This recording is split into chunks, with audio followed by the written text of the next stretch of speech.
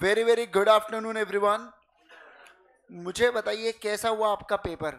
Paper दिया आप लोगों ने, बढ़िया हुआ, इजी था। कुछ सब केस स्टेट ये केस स्टडी बेस्ड भी कुछ कुछ क्वेश्चंस थे, एक दो उसके अंदर जमे कि नहीं जमे आपको। वो आखिरी लाइन में मैंने आपको पहले ही बोला था, आखिरी लाइन में समझ जाता है क्या कह रहे करके, वो है ना। वैसा ही आपको सेम केस स्टडी, वो क्वेश्चन एग्जाम के ही क्वेश्चन है, ठीक है। तो उसमें सेम ऐसा ही पूछते हैं, पहले पूरा माहौल बनाएंगे और आखिर में डायरेक्ट बोल देते बताओ करके क्या है। तो मजा ही नहीं है फिर, है ना ऐसा। लेकिन लॉ वगैरह के बढ़िया आते हैं ऐसे क्वेश्चन, लॉ में अपने को समझ में नहीं आता जनरली, है ना। लेकिन यहाँ पे आपको समझ जाएगा क्लियर कट कि ये पूछ क्या रहा है आपसे, ठीक है। चलो आओ अब शुरुआत करेंगे। आज हम लोग कौन से टॉपिक से, इंटरनल कंट्रोल से थोड़ा थोड़ा कुछ कुछ पढ़ना हम लोगों ने स्टार्ट किया था कि क्या होता है इंटरनल कंट्रोल। और इंटरनल कंट्रोल से रिलेटेड आज ज्यादा डिटेल में हम लोग पढ़ेंगे कि क्या क्या इंटरनल कंट्रोल होते हैं और सारे चीजों के रिगार्डिंग जानेंगे। एक मिनट।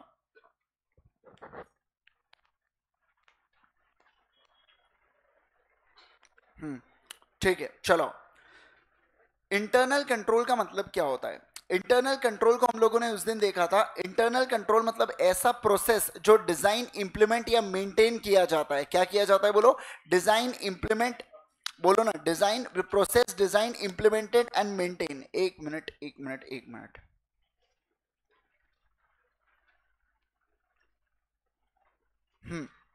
हमने देखा था कि जो कौन कौन टीसीडब्ल्यूजी, टीसीडब्ल्यूजी यानी कौन होते हैं बोलिए, दोस्त चार्ज्ड विद गवर्नेंस। बोलो कौन होते हैं, अरे अच्छे से बोलो क्या होते हैं, दोस्त चार्ज विद गवर्नेंस। दोस्त चार्ज विद गवर्नेंस या मैनेजमेंट क्या करती है, ऐसे प्रोसेसेस को इंप्लीमेंट करती है। पहली बात तो ऐसे प्रोसेसेस को प्रिपेयर करती है, बनाती है, इंप्लीमेंट करती है और उसके बाद उसको रेगुलराइज या उसे बोला जाता है मॉनिटर, है ना। तो ये तीनों चीजें करती है, प्रोसेस को बनाना भी, लगाना भी और मॉनिटर करना भी।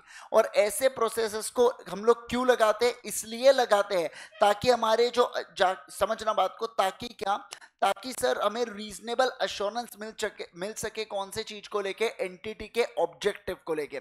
मैंने जैसे कि आप लोगों को बताया था, मान लीजिए मैनेजमेंट क्या करती है, ये जो आपका गोडाउन है, गोडाउन के गेट के यहाँ पे ना बेटा सीसीटीवी कैमरास लगाती है। ये सीसीटीवी कैमरास क्या होते हैं, इंटरनल कंट्रोल का पार्ट होते हैं।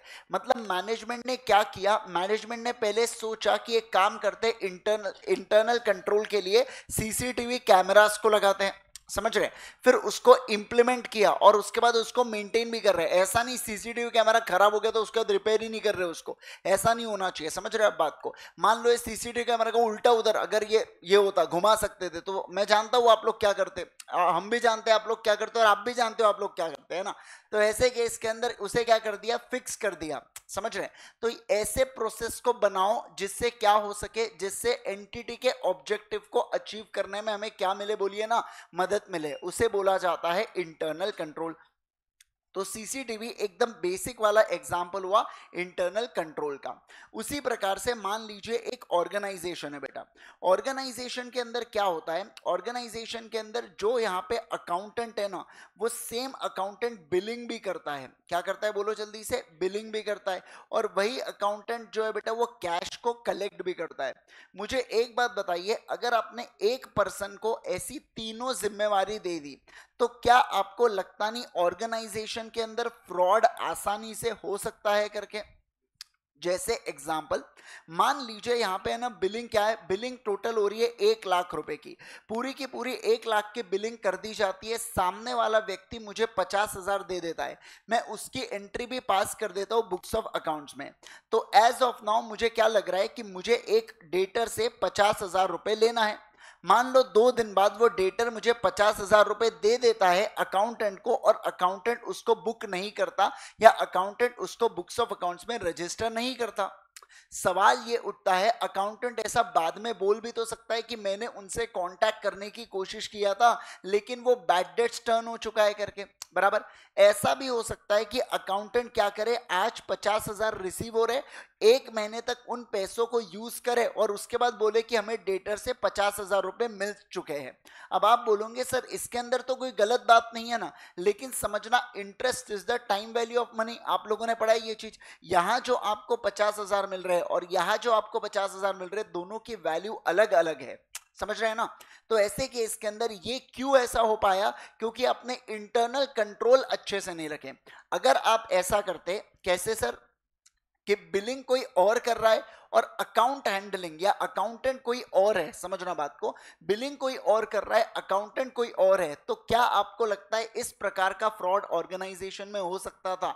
नहीं सर, नहीं हो सकता था। समझ रहे हैं आप बात को। तो ऐसे केस के अंदर इसे क्या बोला जाता है, ये भी एक इंटरनल कंट्रोल होता है। क्या होता है, सारे लोग बोलो, इंटरनल कंट्रोल होता है। फिर मैंने आपको बताया था फोन के अंदर जो पासवर्ड्स होते हैं, आजकल व्हाट्सएप के ऊपर भी उसका खुद का लॉक आता है बेटा। व्हाट्सएप वाला भी अगर फेस अनलॉक होता है तो फेस अनलॉक, या आपको फिंगरप्रिंट रखना है तो फिंगरप्रिंट, आपके ऊपर डिपेंड करता है। ये क्या किया, ऐप के अंदर बेटर सिक्योरिटी के लिए कंट्रोल दे दिया, उसे क्या बोला जाता है, इंटरनल कंट्रोल। क्या बोला जाता है, बोलो, इंटरनल कंट्रोल। तो बेसिकली इंटरनल कंट्रोल का काम क्या होता है, आपने एक चीज व्हाट्सएप के अंदर देखी है क्या, जब भी आप कोई न्यू चैट करते हो तो वहां पे लिख के आता है एंड टू एंड एन्क्रिप्शन, है ना।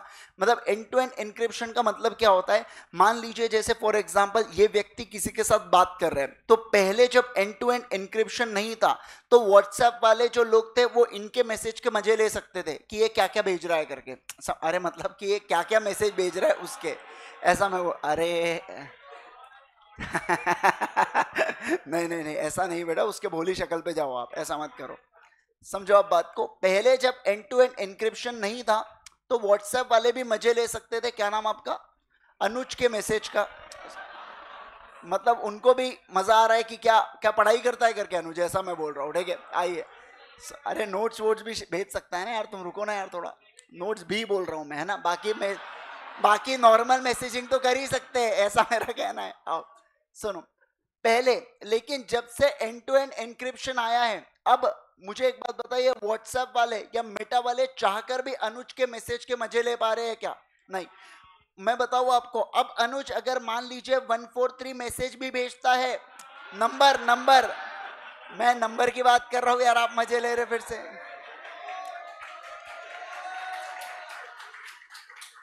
अब समझो बात को, मैं कह रहा हूं अगर अब यहाँ पे अनुज मैसेज भी भेजता है ना, मीटा वालों को भलता ही कुछ तो भी दिखता है, 1 1 2 3 दिखेगा या 1 3, मतलब मेरा क्या कहना है, मीटा वालों को ये समझता है मैसेज भेजा, लेकिन क्या भेजा ये नहीं समझता है।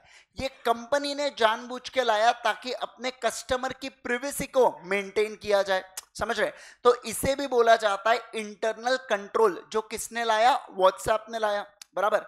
तो ये सारे होते हैं internal controls. Basically internal control का काम क्या होता है, इंटरनल कंट्रोल का काम होता है कि ऑर्गेनाइजेशन के अंदर कुछ ना कुछ पोटेंशियल रिस्क है, वो रिस्क को हकीकत में नहीं होने देना। जैसे गोडाउन से चोरी होने का डर है, इसलिए मैंने सीसीटीवी कैमरा को लगाया, इसलिए मैंने सिक्योरिटी गार्ड को रखा, बराबर ना। लेकिन क्या आपको लगता है क्या मेरे कंट्रोल्स इतने फुल प्रूफ होंगे कि वो पोटेंशियल मिसस्टेटमेंट होने से रोकेंगे ही, ऐसा पक्का है क्या? नहीं सर, ऐसा पक्का बिल्कुल भी नहीं है। किसने सोचा था नागपुर में बाढ़ आएंगी करके, लेकिन आई ना। इंटरनल कंट्रोल फेल हुए कि नहीं हुए, इतना जो बाकी सब इतने हमने चैनल्स जो बना के रखे थे कि कल चल के अगर ड्रेनेज हो भी गया तो ऐसे केस में फटाफट क्लियर हो जाना चाहिए। लेकिन सवाल क्या बनता है यहाँ पे, क्या इंटरनल कंट्रोल फेल हो सकते हैं क्या? बिल्कुल हो सकते हैं, कोई बात ही नहीं है। और मैक्सिमम मतलब चाहकर भी ये एब्सोल्यूट एश्योरेंस देंगे या रीजनेबल एश्योरेंस देंगे? Reasonable assurance. इनफैक्ट ऑडिटर जब इंटरनल कंट्रोल को चेक भी करेगा ना, वो 100% चीजों को चेक नहीं कर सकता है, वो कुछ कुछ चीजों को ही चेक कर सकता है, 100% उसके कंट्रोल में नहीं होता है, ऐसा मैं कह रहा हूं, बराबर है ना। चलिए आइए रीड कराऊंगा आपको, ध्यान दीजिए, देखो क्या बोल रहा हूं मैं। अच्छा, अपन ने इंटरनल कंट्रोल पढ़ लिए थे, देखो as per S A 315 identifying and assessing RMM through understanding the entity and its control, entity and its environment. The internal control may be defined as process designed, implemented and maintained by TCWG. मैंने आपको बताया था जिस organisation के अंदर अलग अलग committees होती है, जैसे ऑडिट कमिटी हो गया, जैसे share holder and remuneration committee हो गया, ये कमिटीज जो मेंटेन की जाती है ना, वैसे ऑर्गेनाइजेशन में उसे टीसीडब्ल्यूजी बोला जाता है। क्या बोला जाता है, बोलो, टीसीडब्ल्यूजी। और जिस ऑर्गेनाइजेशन में कमिटीज नहीं होती है तो बोर्ड ऑफ डायरेक्टर्स या मैनेजमेंट ही टीसीडब्ल्यूजी बन जाता है, ठीक है। आइए, management and other personnel to provide, क्या प्रोवाइड करवाना चाहते हैं, reasonable assurance about achievement of entities objective with regard to reliability of financial reporting, effectiveness of reporting, safeguarding of assets. जैसे कि अगर मैं देखो efficiency of operations के लिए internal control होते हैं. दूसरा अगर मैं बात करूं safeguarding of asset, safeguarding of assets का मतलब होता है प्रोटेक्शन ऑफ असेट, जैसे इन्वेंट्री को बचाने के लिए सीसीटीवी कैमरा, बराबर. इसके अलावा फाइनेंशियल रिपोर्टिंग के ऊपर रिलायबिलिटी के लिए मैंने आपको कहा था अकाउंटेंट अलग रखो, बिलिंग वाला अलग रखो, बराबर ना. तो ये क्यों किया हमने, ताकि फाइनेंशियल रिपोर्टिंग में कुछ गलत गलत चीजें रिकॉर्ड ना हो जाए, या हो सकता है ऐसे ट्रांजैक्शन रिकॉर्ड ना हो जाए जो कभी हुए ना हो, या ऐसा भी हो सकता है ट्रांजैक्शन हुए हैं बट वो रिकॉर्ड नहीं हो रहे. दोनों भी चीजें हो सकती है, जैसे 50,000 मिला बट रिकॉर्ड नहीं हुआ, बराबर, या बैड डेट्स नहीं हुआ फिर भी उसको जानबूझ के रिकॉर्ड कर लिया गया. तो ऐसे दोनों सर्कमस्टांसेस इसके अंदर आ सकते हैं. तो फाइनेंशियल स्टेटमेंट्स के ऊपर अगर आपको रिलायबिलिटी चाहिए तो क्या आप लोगों को यहाँ पे इंटरनल कंट्रोल को लगाना होगा क्या? हाँ, आपको लगाना होगा. And compliance of applicable laws and regulation. मैंने उस दिन आपको जीएसटी वाला एग्जांपल दिया था कि जीएसटी में क्या कहते हैं कि क्रेडिट आपको तभी मिलेगा जब इनवॉइस भी आपके पास हो और गुड्स भी आपके पास हो. मान लीजिए 30 तारीख को अगर कोई इनवॉइसिंग हो रहा है, उसके गुड्स मुझे अगले महीने के 4 तारीख को मिल रहे हैं, तो मैं कहूंगा वो अगले महीने का जब रिटर्न जाने वाला है उसमें क्रेडिट मिलेंगे. जैसे मैं आपको एग्जांपल देके समझा जाता हूं. उस दिन ऊपर ऊपर से कुछ चीजें मैंने आपको बताया था, ठीक है. देखो सितंबर, नवंबर, जो भी आप सितंबर के अंदर धंधा करते हो, इस धंधे का जो जीएसटी पेबल या रिसीवेबल होता है वो आपको अगले महीने के कौन से तारीख तक, किसी को आइडिया है? अगले महीने के 20 तारीख तक आपको उसका रिटर्न फाइल करना होता है, ठीक है. आओ, अब क्या होगा कि सितंबर मंथ का, अगर सुनिए ना, सितंबर मंथ का अगर कोई भी जीएसटी पेबल या जीएसटी रिसीवेबल होगा, रिसीवेबल कब होगा? जब मैं परचेस करता हूं, और पेबल कब होगा? जब सेल करता हूं. तो दोनों का जो भी नेट होगा वो मुझे 20 तारीख को पे करना पड़ता है अगले महीने के. अब यहां पे आप सोच के देखिए, अगर मैं यहां पे मान लीजिए अगर मैं यहां पे गुड्स लेता हूं 20 ऑफ सितंबर को, वो गुड्स मुझे 22 तारीख को मिल जाते हैं, तो इनवॉइस हुआ सितंबर में, गुड्स रिसीव हुए सितंबर में. तो इसके ऊपर अगर 2000 का मुझे क्रेडिट लेना है, रिसीवेबल है, क्रेडिट लेना है, देखो मान लीजिए ये पूरे महीने भर में मैं 10,000 का धंधा करता हूं और उसके लिए मेरा 0 परचेस है, ऐसा अज्यूम करो. लेकिन क्योंकि मैंने ये 20 तारीख को परचेस किया गुड्स और बिलिंग भी सितंबर में हुई है, तो क्या मैं 2000 का क्रेडिट ले सकता हूं क्या? बिल्कुल ले सकता हूं. और मुझे 8,000 का पेमेंट कब तक करना होगा? 8,000 का पेमेंट 20 अक्टूबर तक करना होगा. क्या बात को समझे? 20 तारीख तक मुझे गवर्नमेंट टाइम देती है कि तुम अपने सेल फाइनलाइज करो, परचेस फाइनलाइज करो, नेट करके हमको पैसा दे दो और रिटर्न भी फाइल कर दो सेल का. परचेस का अभी तक एक्टिवेट नहीं हुआ है, ठीक है. चलो इतना समझ गए. अब देखो होता क्या है, मैं ये कहता हूं मान लीजिए अगर कोई ऐसे गुड्स है जो मैंने, जिसका ऑर्डर प्लेस किया मैंने कब? 30 सितंबर को मैंने ऑर्डर प्लेस किया, मतलब बिलिंग कौन से डेट पे होने वाली है? 30 सितंबर को मेरा इनवॉइस बनने वाला है, बराबर है, सही बात है. और वो जो गुड्स है ना बेटा, वो गुड्स आते हैं 5 अक्टूबर को मुझे रिसीव होते हैं मेरे गोडाउन में. सवाल क्या बनता है, क्रेडिट कब ले सकते हैं? जब आपके नाम से इनवॉइस भी आ जाए और आपको गुड्स भी रिसीव हो जाए. दोनों कंडीशन कब सेटिस्फाई हुई? सितंबर में हुई या अक्टूबर में हुई? अक्टूबर में हुई. तो अक्टूबर में अगर दोनों कंडीशन ये हुई, सेटिस्फैक्शन हुआ दोनों कंडीशन का, तो ऐसे केस में मुझे बताइए मैं कौन से मंथ के रिटर्न में, यानी अक्टूबर का रिटर्न जो मैं 20 नवंबर में डालने वाला हूं, क्या उसके अंदर मुझे क्रेडिट मिलने वाला है क्या? हाँ. देखिए अब यहाँ पे क्या होता है, कुछ कुछ जो लोग हैं, हो सकता है ना वो क्या बोले, यार अपने को क्रेडिट मिलने वाला है, अपने पैसे ये जो 8,000 भरने के निकल रहे हैं ना ये कम हो जाएंगे अगर मैं क्या कर लेता हूं, अगर मैं 30 सितंबर में ही परचेज बता देता हूं.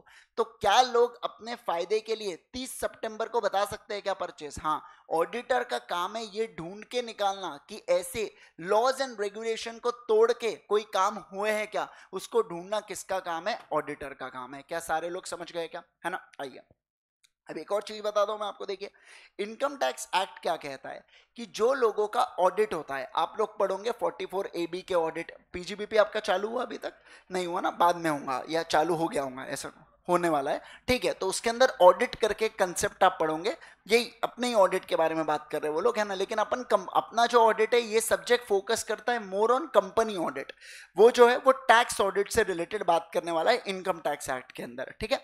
अब ये जो ऑडिट वगैरह होते हैं, तो ऑडिट मतलब इनकम टैक्स एक्ट क्या कहता है कि जो भी पर्संस का ऑडिट होता है उनके ऊपर रिस्ट्रिक्शन है कि वो कैश के अंदर कोई भी खर्चा नहीं बता सकते 10,000 के ऊपर। क्या बोला मैंने? 10,000 के ऊपर आप खर्चा नहीं बता सकते हो, अगर आप बताते हो तो वो डिसअलाउ हो जाता है। अब इसका क्या मतलब है, आपको एग्जांपल देता हूं। मान लीजिए ये है आपका profit and loss account, trading and profit and loss account. यहां आपका सेल आ गया 20,000 रुपए का, मान लीजिए आपने परचेस किया होगा 5,000 रुपए का, और आपने खर्चा किया 11,000 रुपए का, कैश में खर्चा किया 11,000। तो आप क्या करोगे, यहां पे खर्चा बताओगे, टोटल कितना हो गया 16, प्रॉफिट कितना आ रहा है आपका 4,000 का प्रॉफिट आएगा, ये आपके बुक्स ऑफ अकाउंट्स में। लेकिन जब टैक्स भरने की बारी आने वाली है ना, इनकम टैक्स एक्ट क्या कहेगा, क्योंकि आपने ये खर्चा 11,000 का किया है जो 10,000 के ऊपर है, तो हम इस खर्चे को एड बैक करेंगे, हम आपको डिसअलाउ कर देंगे इस खर्चे को करने के लिए। यानी कि इनकम टैक्स एक्ट के लिए आपका प्रॉफिट कितना निकलने वाला है, 4,000 प्लस 11,000, यानी कि कितना 15,000। आपको जो टैक्स बैठेगा किस पे बैठेगा, 15,000 के ऊपर, भले आपके एक्चुअल फाइनेंशियल स्टेटमेंट्स में 4,000 का खर्चा दिख रहा हो, बराबर है। अब लोग क्या करते हैं, इससे बचने के लिए लोग क्या करेंगे, एक काम करते हैं ना, ये खर्चा 11,000 का है, कैश नॉन ट्रेसेबल होता है वैसे भी, जैसे बैंक से पेमेंट करूंगा तो वो ट्रेस हो जाएंगे ना बैंक स्टेटमेंट के अंदर कौन से दिन पेमेंट हुआ है, लेकिन कैश तो नॉन ट्रेसेबल है। तो एक काम करते हैं, इसको बता दो 1 सितंबर को और इसको बता दो 1 दिसंबर को, समझ रहे हैं आप बात को, स्प्लिट कर दो खर्चों को, मतलब 5,500 5,500 दोनों क्या 10,000 के अंदर चले गए, क्या अब अलाउ कर दिए जाएंगे क्या, बिल्कुल। मतलब क्या हुआ, समझिए आप बात को, टैक्स में मतलब सुनो बात को, लॉ कुछ और बनाया गया और उसको तोड़ने के लिए एडजस्टमेंट कुछ और किए, गेटिंग है ना।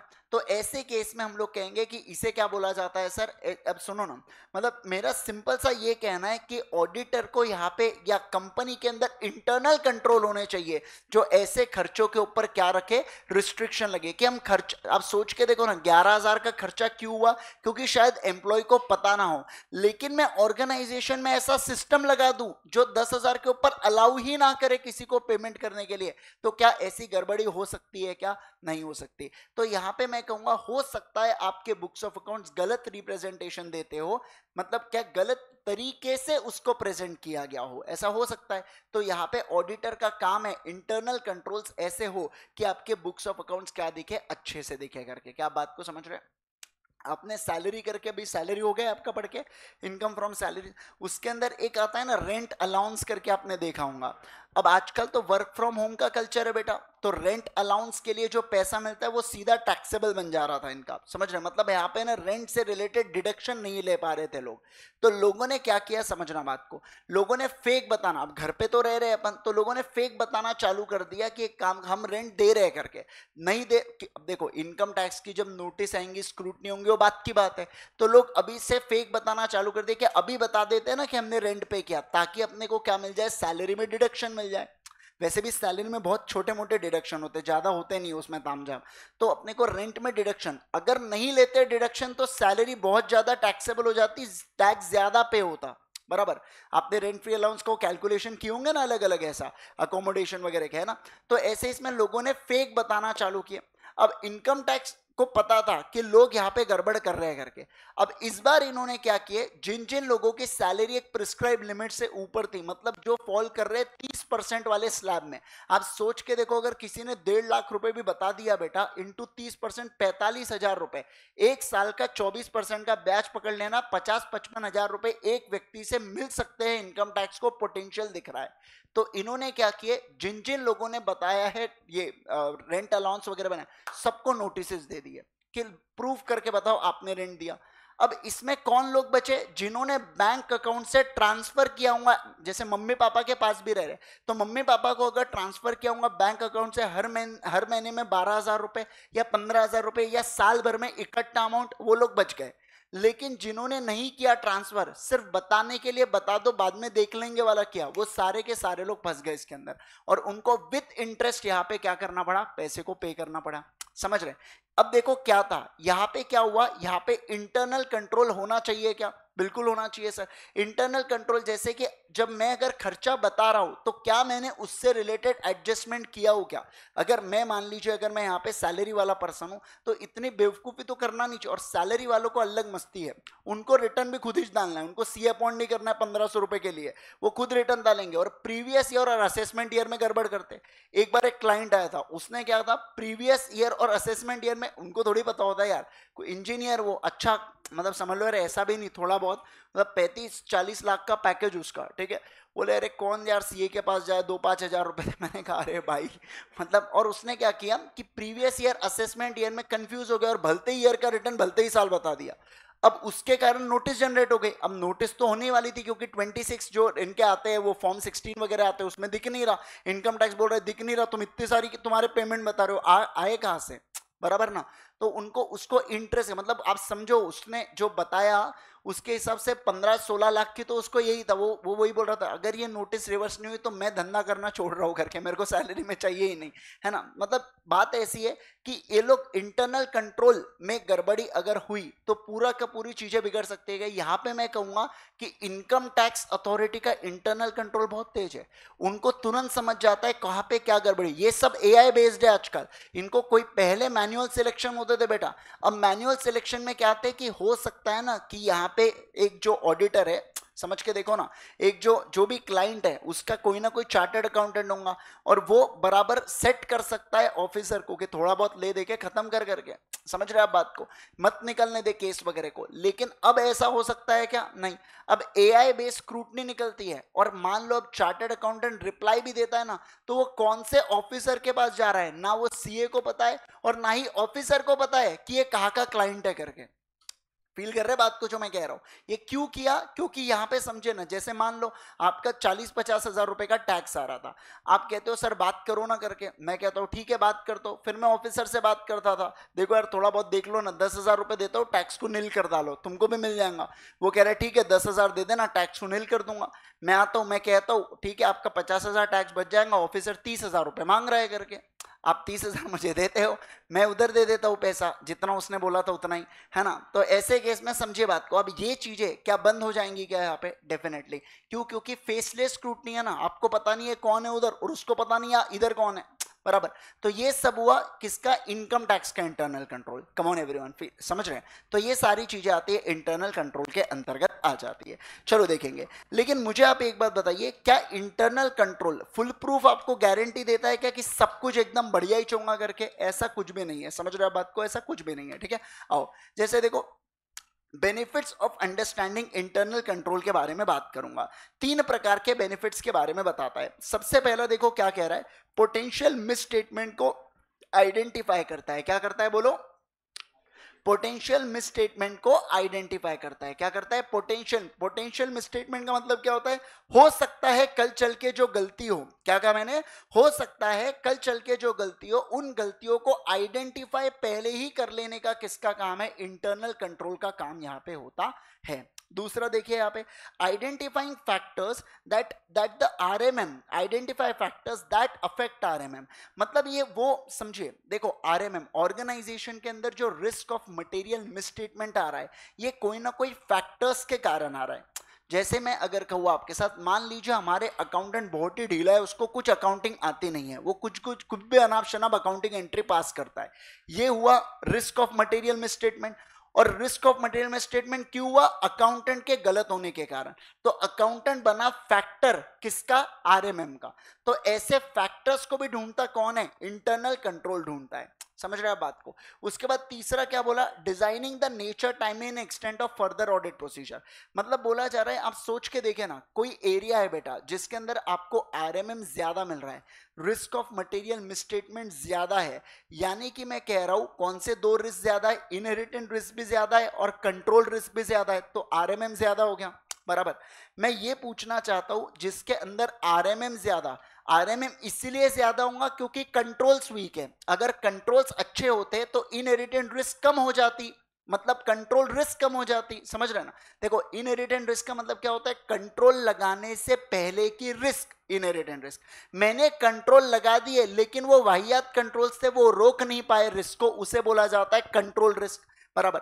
तो इनहेरिटेंट रिस्क को मेरे कंट्रोल्स रोक सकते हैं, तो मेरे कंट्रोल्स अगर अच्छे होंगे तो क्या मैं ज्यादा डिटेल में बाद में चेकिंग करूंगा, क्या नहीं करूंगा, जरूरत ही नहीं है क्योंकि रिस्क आइडेंटिफाई नहीं हो रही है। लेकिन मुझे आप एक बात बताइए, अगर मेरे कंट्रोल से वीक, मतलब आरएमएम होने वाले हैं ज्यादा, और अगर आरएमएम ज्यादा तो क्या मैं फर्दर ऑडिट प्रोसीजर करूंगा, क्या डेफिनेटली मुझे करना है। तो ये आपको बताता है designing NTE of further audit procedure, मतलब फर्दर ऑडिट प्रोसीजर को ज्यादा लेवल पे करे, कम लेवल पे करे, थोड़ा करे, मॉडरेट करे, कैसे करे, उसके बारे में भी आपको बताता है। तीन चीजें कौन सी बोलो, पोटेंशियल मिसस्टेटमेंट, दूसरा आरएमएम, तीसरा फर्दर ऑडिट प्रोसीजर। बोलो सबसे पहला क्या है, पोटेंशियल मिसस्टेटमेंट, सभी लोग बोलो सबसे पहला क्या है, पोटेंशियल मिसस्टेटमेंट, दूसरा क्या है, रिस्क ऑफ मटेरियल मिसस्टेटमेंट, और तीसरा क्या है, फर्दर ऑडिट प्रोसीजर। क्या है बोलो जल्दी से, फर्दर ऑडिट प्रोसीजर। आइए अब हम लोग बात करेंगे यहाँ पे कौन सा, अब हम लोग यहाँ पे बात करेंगे limitations of internal control. Very very important है, बहुत ज्यादा इंपॉर्टेंट सवाल है, परफेक्ट सवाल है, और कई बार एग्जाम में पूछा जाता है, हर दूसरे अटेम्प्ट में ये आपको देखने मिलता है, कभी कभार तो बैक टू बैक अटेम्प्ट्स में भी आते हैं ये सवाल, ठीक है। आइए देखो, सबसे पहला अगर मैं बताऊं आपको कि लिमिटेशंस क्या है, आखिर इंटरनल कंट्रोल में क्या कोई वीकनेस है क्या, तो उसके बारे में हम लोग बात कर रहे हैं, ठीक है। क्यों आखिर इंटरनल कंट्रोल भी रीजनेबल अश्योरेंस, और क्या रीजनेबल, मुझे बताइए, इंटरनल कंट्रोल के अलावा और क्या चीज रीजनेबल अश्योरेंस देती है, ऑडिट खुद अपने आप में रीजनेबल अश्योरेंस है, तो ऑडिट का ही पार्ट है इंटरनल कंट्रोल को चेक करना, तो क्या इंटरनल कंट्रोल भी रीजनेबल अश्योरेंस ही देने वाले हैं क्या, हाँ। उसके रीजंस के बारे में हम लोग जानेंगे कि आखिर क्यों, किससे, इंटरनल कंट्रोल से रीजनेबल अश्योरेंस ऑब्टेन हो सकता है, 100% भरोसा हम लोग क्यों नहीं कर सकते, उसके बारे में बात करेंगे। सबसे पहला देखो, क्या internal control can provide only reasonable assurance, क्या बोलेंगे बताइए मुझे जल्दी से, can provide only reasonable assurance. देखिए यहाँ पे, internal control no matter how effective can provide an entity only with a reasonable assurance about achieving entities financial reporting objectives. The likelihood of their achievement is affected by inherent limitation of internal control. मतलब जो internal control है उसके अपने आप में कुछ कमियां हैं, तो वो 100% अश्योरेंस कभी भी नहीं दे सकता। जैसे अगर मैं बात करूं आपके साथ, देखिए बहुत सारे अलग अलग सॉफ्टवेयर्स आते हैं जिससे हम लोग है ना हमारे लेक्चर्स को एनक्रिप्ट करते हैं, और एनक्रिप्ट करने के बाद उसको अलग अलग पोर्टल पे रजिस्टर होते हैं, तो जैसे पेन ड्राइव के थ्रू जाते हैं, जीडी के थ्रू जाते हैं, अलग अलग के थ्रू जाते हैं, कोई लोग लाइव बैठते हैं, कोई लोग लाइव ये इसको देखते हैं, ऑनलाइन लाइव देखते हैं, समझ रहे हैं बात को, तो अलग अलग मोड्स होते हैं, समझिए। लेकिन ऐसी कोई सिक्योरिटी नहीं होती कि आप जिसको ब्रेक ही नहीं कर सकते, लेकिन हमको पता है बच्चा इतना भी वेल्ला नहीं बैठा है कि वो हमारी सिक्योरिटी ब्रेक करते बैठेगा, उसको बाकी भी तो काम है ना, अटेम्प्ट भी तो आ रहा है 9 महीने में, समझ रहे। अरे मतलब कि मेरा ये कहना है कि हमारा जो कंट्रोल है, हमारा जो लेक्चर्स के ऊपर कंट्रोल है, वो उतना होना ही चाहिए कि सामने वाला व्यक्ति उसको क्या ना कर पाए, ब्रेक ना कर पाए। लेकिन इसका ये मतलब नहीं होता कि वो नॉन ब्रेकेबल ही बनने वाला है, ऐसा कुछ नहीं है कि वो तोड़ नहीं सकता, चाहे तो कर सकते हैं, लेकिन फिर उसके लिए वो लेवल के प्रोफेशनल हायर करो और उसके बाद सारी चीजें बिगाड़ो, समझ रहे हैं बात को। तो इनका कहना है कि हम लोग केवल रीजनेबल अश्योरेंस ऑब्टेन, आपने सीसीटीवी कैमरा लगाया मतलब चोरी नहीं होंगे ऐसा पक्का है क्या, नहीं, हो सकता है उसके बाद भी चोरी हो करके, अलग अलग टैक्टिक्स हो सकती है, तो ऐसे केस में मैं कहूंगा ये आपको केवल रीजनेबल अश्योरेंस, मतलब आप केवल अच्छा खासा भरोसा दे सकते हो, 100% ट्रस्ट, 100% विश्वास आप बता सकते हो क्या इंटरनल कंट्रोल के ऊपर, नहीं बता सकते, ऐसा फर्स्ट पॉइंट कह रहा है, समझ रहे हो आप बात को। दूसरा सुनो, human judgement in decision making, यहाँ पे ह्यूमन जजमेंट इन्वॉल्व होता है, कौन इन्वॉल्व होता है बोलो, ह्यूमन जजमेंट। देखो समझो, ऑर्गेनाइजेशन के अंदर इंटरनल कंट्रोल को बना कौन रहा है, कौन इंटरनल कंट्रोल को प्रिपेयर करके मॉनिटर करवाने वाला है, ह्यूमन, है ना। ऑब्वियस सी बात है, ह्यूमन इन्वॉल्व है, अपने आप तो इंटरनल कंट्रोल जागरूक नहीं हो जाएंगे ऑर्गेनाइजेशन में, इंसान ही उसको बनाएगा, एंड टू एंड इंक्रिप्शन, ये भी किसने सोचा होगा, इंसानों ने ही सोचा होगा मीटा में, तब जाके वो लगा। तो क्या आपको लगता नहीं यहाँ पे always there be will be a scope of error करके, कुछ ना कुछ गलती हो ही सकती है ह्यूमन से। मतलब इनका कहना है 100% फुल प्रूफ इंटरनल कंट्रोल तो बन ही नहीं सकता कुछ भी करो, क्योंकि उसके अंदर जजमेंट्स इन्वॉल्व होते हैं, और जहां पे जजमेंट्स इन्वॉल्व होते हैं वहां पे तो जैसे फॉर एग्जांपल बैड डेट्स अगर 5% का प्रोविजन बना है तो क्या पक्का है क्या 5% बैड डेट होंगे, उसके बाद कोई हो रहा होगा तो अब मत हो ना, अगले साल हो ना तो प्रोविजन बनाऊंगा, ऐसा होता है क्या? नहीं होता है ना। तो क्यों नहीं होता है? क्योंकि हमारा जजमेंट है। हो सकता है मैंने 5% का बैड डेट्स बनाए लेकिन 2-4% ही मेरे बैड डेट्स हुए, नहीं हुए पूरे 5%, दोनों में से कुछ भी हो सकता है। समझ रहे हैं ना बात को? तो जहां पे ह्यूमन का जजमेंट इन्वॉल्व हो जाता है वहां पे 100% एक्यूरेसी क्या आपको मिलने वाली है? आपको 100% एक्यूरेसी नहीं मिलने वाली है। बस उसी के बारे में बात हुआ है, आइए देखते हैं। Realities in the human judgement in decision making can be faulty and that breakdowns in the internal control can occur because of the, कौन सा एरर बोलो जल्दी से? ह्यूमन एरर के कारण यहाँ पे गलतियां हो सकती है। ठीक है, चलिए आइए फिर उसके बाद अगर मैं बात करूं, for example there may be an error in design और the change of related to control. अब जैसे देखो अगर मैं बात करूं, ये जो लाइट है, ट्यूबलाइट कनेक्टेड है मान लीजिए स्विचेस से, मतलब स्विच को ऊपर किया तो ट्यूबलाइट बंद होना है, चालू किया तो ये क्या हुआ? उसका इंटरनल कंट्रोल हुआ, बराबर। अब मैं बताता हूं आपको एक चीज। एक बार घर पे इलेक्ट्रिशियन आया, न्यू लाइट लगी थी, वो स्टूडियो लाइट लगती है कैसी बॉक्स वाली, अक्सर अपन देखते हैं बहुत जगह ऐसी बॉक्सेस लाइट लगती है ना 2x2 की, है तो वो लाइट लगी हुई थी। ठीक है, अब वो खराब हुई थी तो उसने उसको रिपेयर किया, उसने वो बटन के थ्रू डाला। अब उसने शायद, मेरी क्लास चल रही थी जब, तो वो टेस्ट नहीं कर पा रहा था बंद चालू बंद चालू, क्या जगमग होगा ना मेरे क्लास में, ऐसा बंद हो रहा चालू हो रहा बंद हो रहा चालू, अच्छा नहीं लगेगा। तो उसने क्या, टेस्ट नहीं किया।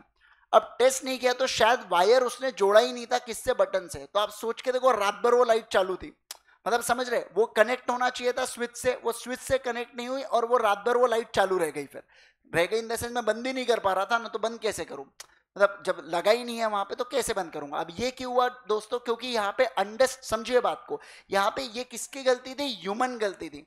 चाहकर भी क्या 100% कंट्रोल क्या यहाँ पे लगा पाए? क्या नहीं लगा पाए हम लोग, समझ रहे हैं ना। कंट्रोल लगा हुआ है लेकिन अगर वो ह्यूमन के द्वारा ऑपरेट है, मैं यहाँ पे वॉचमैन रख रहा हूँ लेकिन वो मस्त नींद ले रहा है रात में, अब मुझे एक बात बताओ क्या फायदा फिर उसका वॉचमैन रखने का? सोने के लिए थोड़ी रखा मैंने, बराबर ना। तो ऐसे केस के अंदर मैं कहूंगा there may be a fault in human error, या there may be a fault in internal control due to human error, ऐसा मैं कहना चाहता हूं। पहला पॉइंट कौन सा था बोलिए जल्दी से मुझे? पहला पॉइंट था रीजनेबल अश्योरेंस। दूसरा क्या था? जजमेंट। जजमेंट होता है डिसीजन मेकिंग में। क्यों जजमेंट होता है? क्योंकि कौन इन्वॉल्व होते हैं? ह्यूमंस इन्वॉल्व होते हैं। तो क्या 100% अश्योरेंस मुझे मिल सकता है? क्या नहीं मिल सकता है। उसके बाद देखिए lack of understanding the purpose. क्या बोला यहाँ पे? Lack of understanding the purpose. Equally, operation of control may not be effective, such as where information produces for the purpose of internal control. For example, an exception report is not effectively used because the individual responsible for reviewing the information does not understand the purpose or fails to take appropriate action. जैसे for example देखो, सुनिए बात को, मैं अगर बात करूं अपने क्लियर टैक्स का नाम सुना है क्या? ऐसा कहीं पे क्लियर टैक्स या कुछ ऐसा? देखो अभी क्या हो गया है कि क्लियर टैक्स करके एक ऑनलाइन प्लेटफॉर्म है जो क्या करता है, जो इनकम टैक्स को फाइल करने में मदद करता है, इनकम टैक्स रिटर्न्स को फाइल करने में मदद करता है। ये एक AI बेस्ड सारे सिचुएशन है। अब सुनो, उसका जो ओनर है बेटा वो कौन है? एक इंजीनियर है ना। मुझे आप एक बात बताइए, क्या इंजीनियर को ऑटोमेटिक पता होगा क्या कि कैसे रिटर्न डाले जाते हैं या कैसी चीजें की जाती है करके? नहीं पता होगा। इंजीनियर का काम है साइट को डेवलप करने का, बराबर, जैसा दूसरा इंस्ट्रक्शन दे। मुझे एक बात बताइए, इंस्ट्रक्शन कौन देने वाला है? चार्टर्ड अकाउंटेंट इंस्ट्रक्शन देगा, जिसको फॉलो कौन करने वाला है? इंजीनियर फॉलो करने वाला है। और वो अप्रोप्रिएटली क्या देने वाला है यहाँ पे? और वो अप्रोप्रिएटली सामने वाले को, मतलब जो भी काम चाहिए वो काम करवा के देता है। अब देखो क्या होगा कि अगर कोई व्यक्ति जो इंटरनल कंट्रोल को लगा रहा है, अगर उसको पर्पस ही नहीं, मतलब उसको पता ही नहीं है, आइडिया ही नहीं है कि इसका पर्पस क्या है, तो क्या आपको लगता है उतने इफेक्टिवली वो चीजें कर पाएगा जितने इफेक्टिवली अगर वो बंदा, जैसे अगर चार्टर्ड अकाउंटेंट ही साइड बनाता, दो मैं बना नहीं सकता हूं क्योंकि मैं कॉम्पिटेंट नहीं हूं, लेकिन अगर मैं बनाता क्योंकि मुझे पर्पस पता होता, तो क्या ज्यादा अच्छे से इंटरनल कंट्रोल लगते? क्या एक बात बताइए मुझे। यस, मैं आपको एक और चीज बताता हूं। जैसे देखो क्या होता है कि अभी अलग अलग सॉफ्टवेयर की, अलग अलग एप्स की हम लोग टेस्टिंग कर रहे थे कि किसके ऊपर हम लोग लाइव स्ट्रीमिंग कर सके लेक्चर्स के, ठीक है। तो हमने एक, मान लीजिए एक एक्स करके ऐप है, उसको हमने फाइनलाइज किया। अब सब कुछ चीजें सिक्योरिटी वगैरह देखा तो कोई ब्रीच वगैरह नहीं लग रहा था, एकदम बढ़िया सब कुछ लग रहा था। अब क्या हुआ कि जब लेक्चर्स चालू हुए तो क्या लगा उसके अंदर कि मान लो कोई बच्चा रिकॉर्डेड लेक्चर देख रहा है तो उसको पॉज नहीं कर पा रहा है, वो समझ रहा है बात को, पॉज नहीं हो रहा है, या फास्ट फॉरवर्ड नहीं हो रहा है, या वो 2x पे नहीं डाल पा रहा है। सबसे बड़ी जो प्रॉब्लम बैकस्लैश है वो सिर्फ इसलिए है सर हमारी स्पीड नहीं बढ़ रही है करके लेक्चर की। मैंने कहा तो A1x पे देखना फिर क्यों, लेकिन वो स्पीड नहीं बढ़ रही थी। अब हमने सॉफ्टवेयर वाले से बात किया, हमने कहा कि यार ये तो मतलब चाहिए, तो सर आपको फीचर चाहिए क्या, बोले मैंने कहा ये डे अगर यहाँ पे आप सोच के देखो, अगर मैं वीडियो की स्ट्रीमिंग कर रहा हूँ और उस पर बेसिक फीचर पॉज वाला, फॉरवर्ड वाला, और ये बेसिक फीचर्स तो बोलना ही नहीं चाहिए इसको, ये तो बेसिक नेसेसिटी होगी ना बेटा उसके, है ना। तो बेसिक नेसेसिटी अगर नहीं डालेंगे तो कैसे चलने वाला है। अब समझो बात को, लेकिन उसको ये चीज नहीं समझेंगे ना, वो लेक्चर देख रहा है क्या, नहीं, लेक्चर कौन देख रहे हैं, स्टूडेंट्स। तो जितना अच्छे से शायद स्टूडेंट को समझे उतना अच्छे से बैकएंड डेवलपर को नहीं समझने वाला है, या उतना अच्छे से जितना मुझे समझे उतना उसको नहीं समझने वाला है। तो ये क्या हुआ, वो अंडरस्टैंड, समझिए बात को, lack of understanding the purpose. कभी कभार एक इंसान को पर्पस ही नहीं पता होता है इंटरनल कंट्रोल का, तो वो क्या कर जाता है, वो उसको एक तो प्रॉपर तरीके से डिजाइन नहीं कर सकता या प्रॉपर तरीके से ऑपरेट नहीं कर सकता। समझ रहे बात को। तो ये दोनों चीजें यहाँ पे आती है। देखिए, equally the operation of control may not be effective where information produced for the purpose of internal control is not effectively used. अगर आप इंफॉर्मेशन को प्रॉपरली यूज ही नहीं करते हो तो ऐसे केस के अंदर या सामने वाले इंसान को पता ही नहीं है कि पर्पस क्या है इंटरनल कंट्रोल का, तो क्या आपको लगता है कि वो अच्छे से बना पाएंगे या कंट्रोल लागू कर पाएंगे? नहीं सर, नहीं कर पाएंगे। ठीक है, तीनों पॉइंट्स को गो थ्रू करेंगे, जल्दी से फटाफट गो थ्रू करो।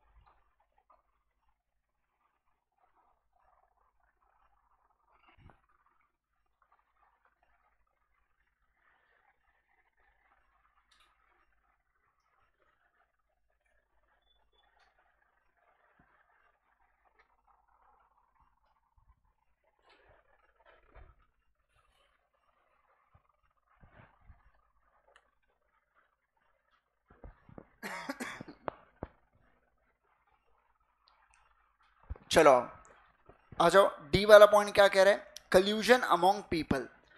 कल्यूजन अमोंग पीपल का मतलब क्या होता है, इसका मतलब होता है कि अगर यहाँ पे लोग जो है, जो ऑर्गेनाइजेशन के अंदर काम कर रहे हैं, जितने भी एम्प्लॉयज हैं, अगर वो सारे एम्प्लॉयज या उसके अंदर जो इंटरनल कंट्रोल को इनइफेक्टिव बनाने के लिए अगर लोग कल्यूड कर जाते हैं, तो कल्यूड करने का मतलब होता है साथ में आ जाते हैं, तो क्या होगा।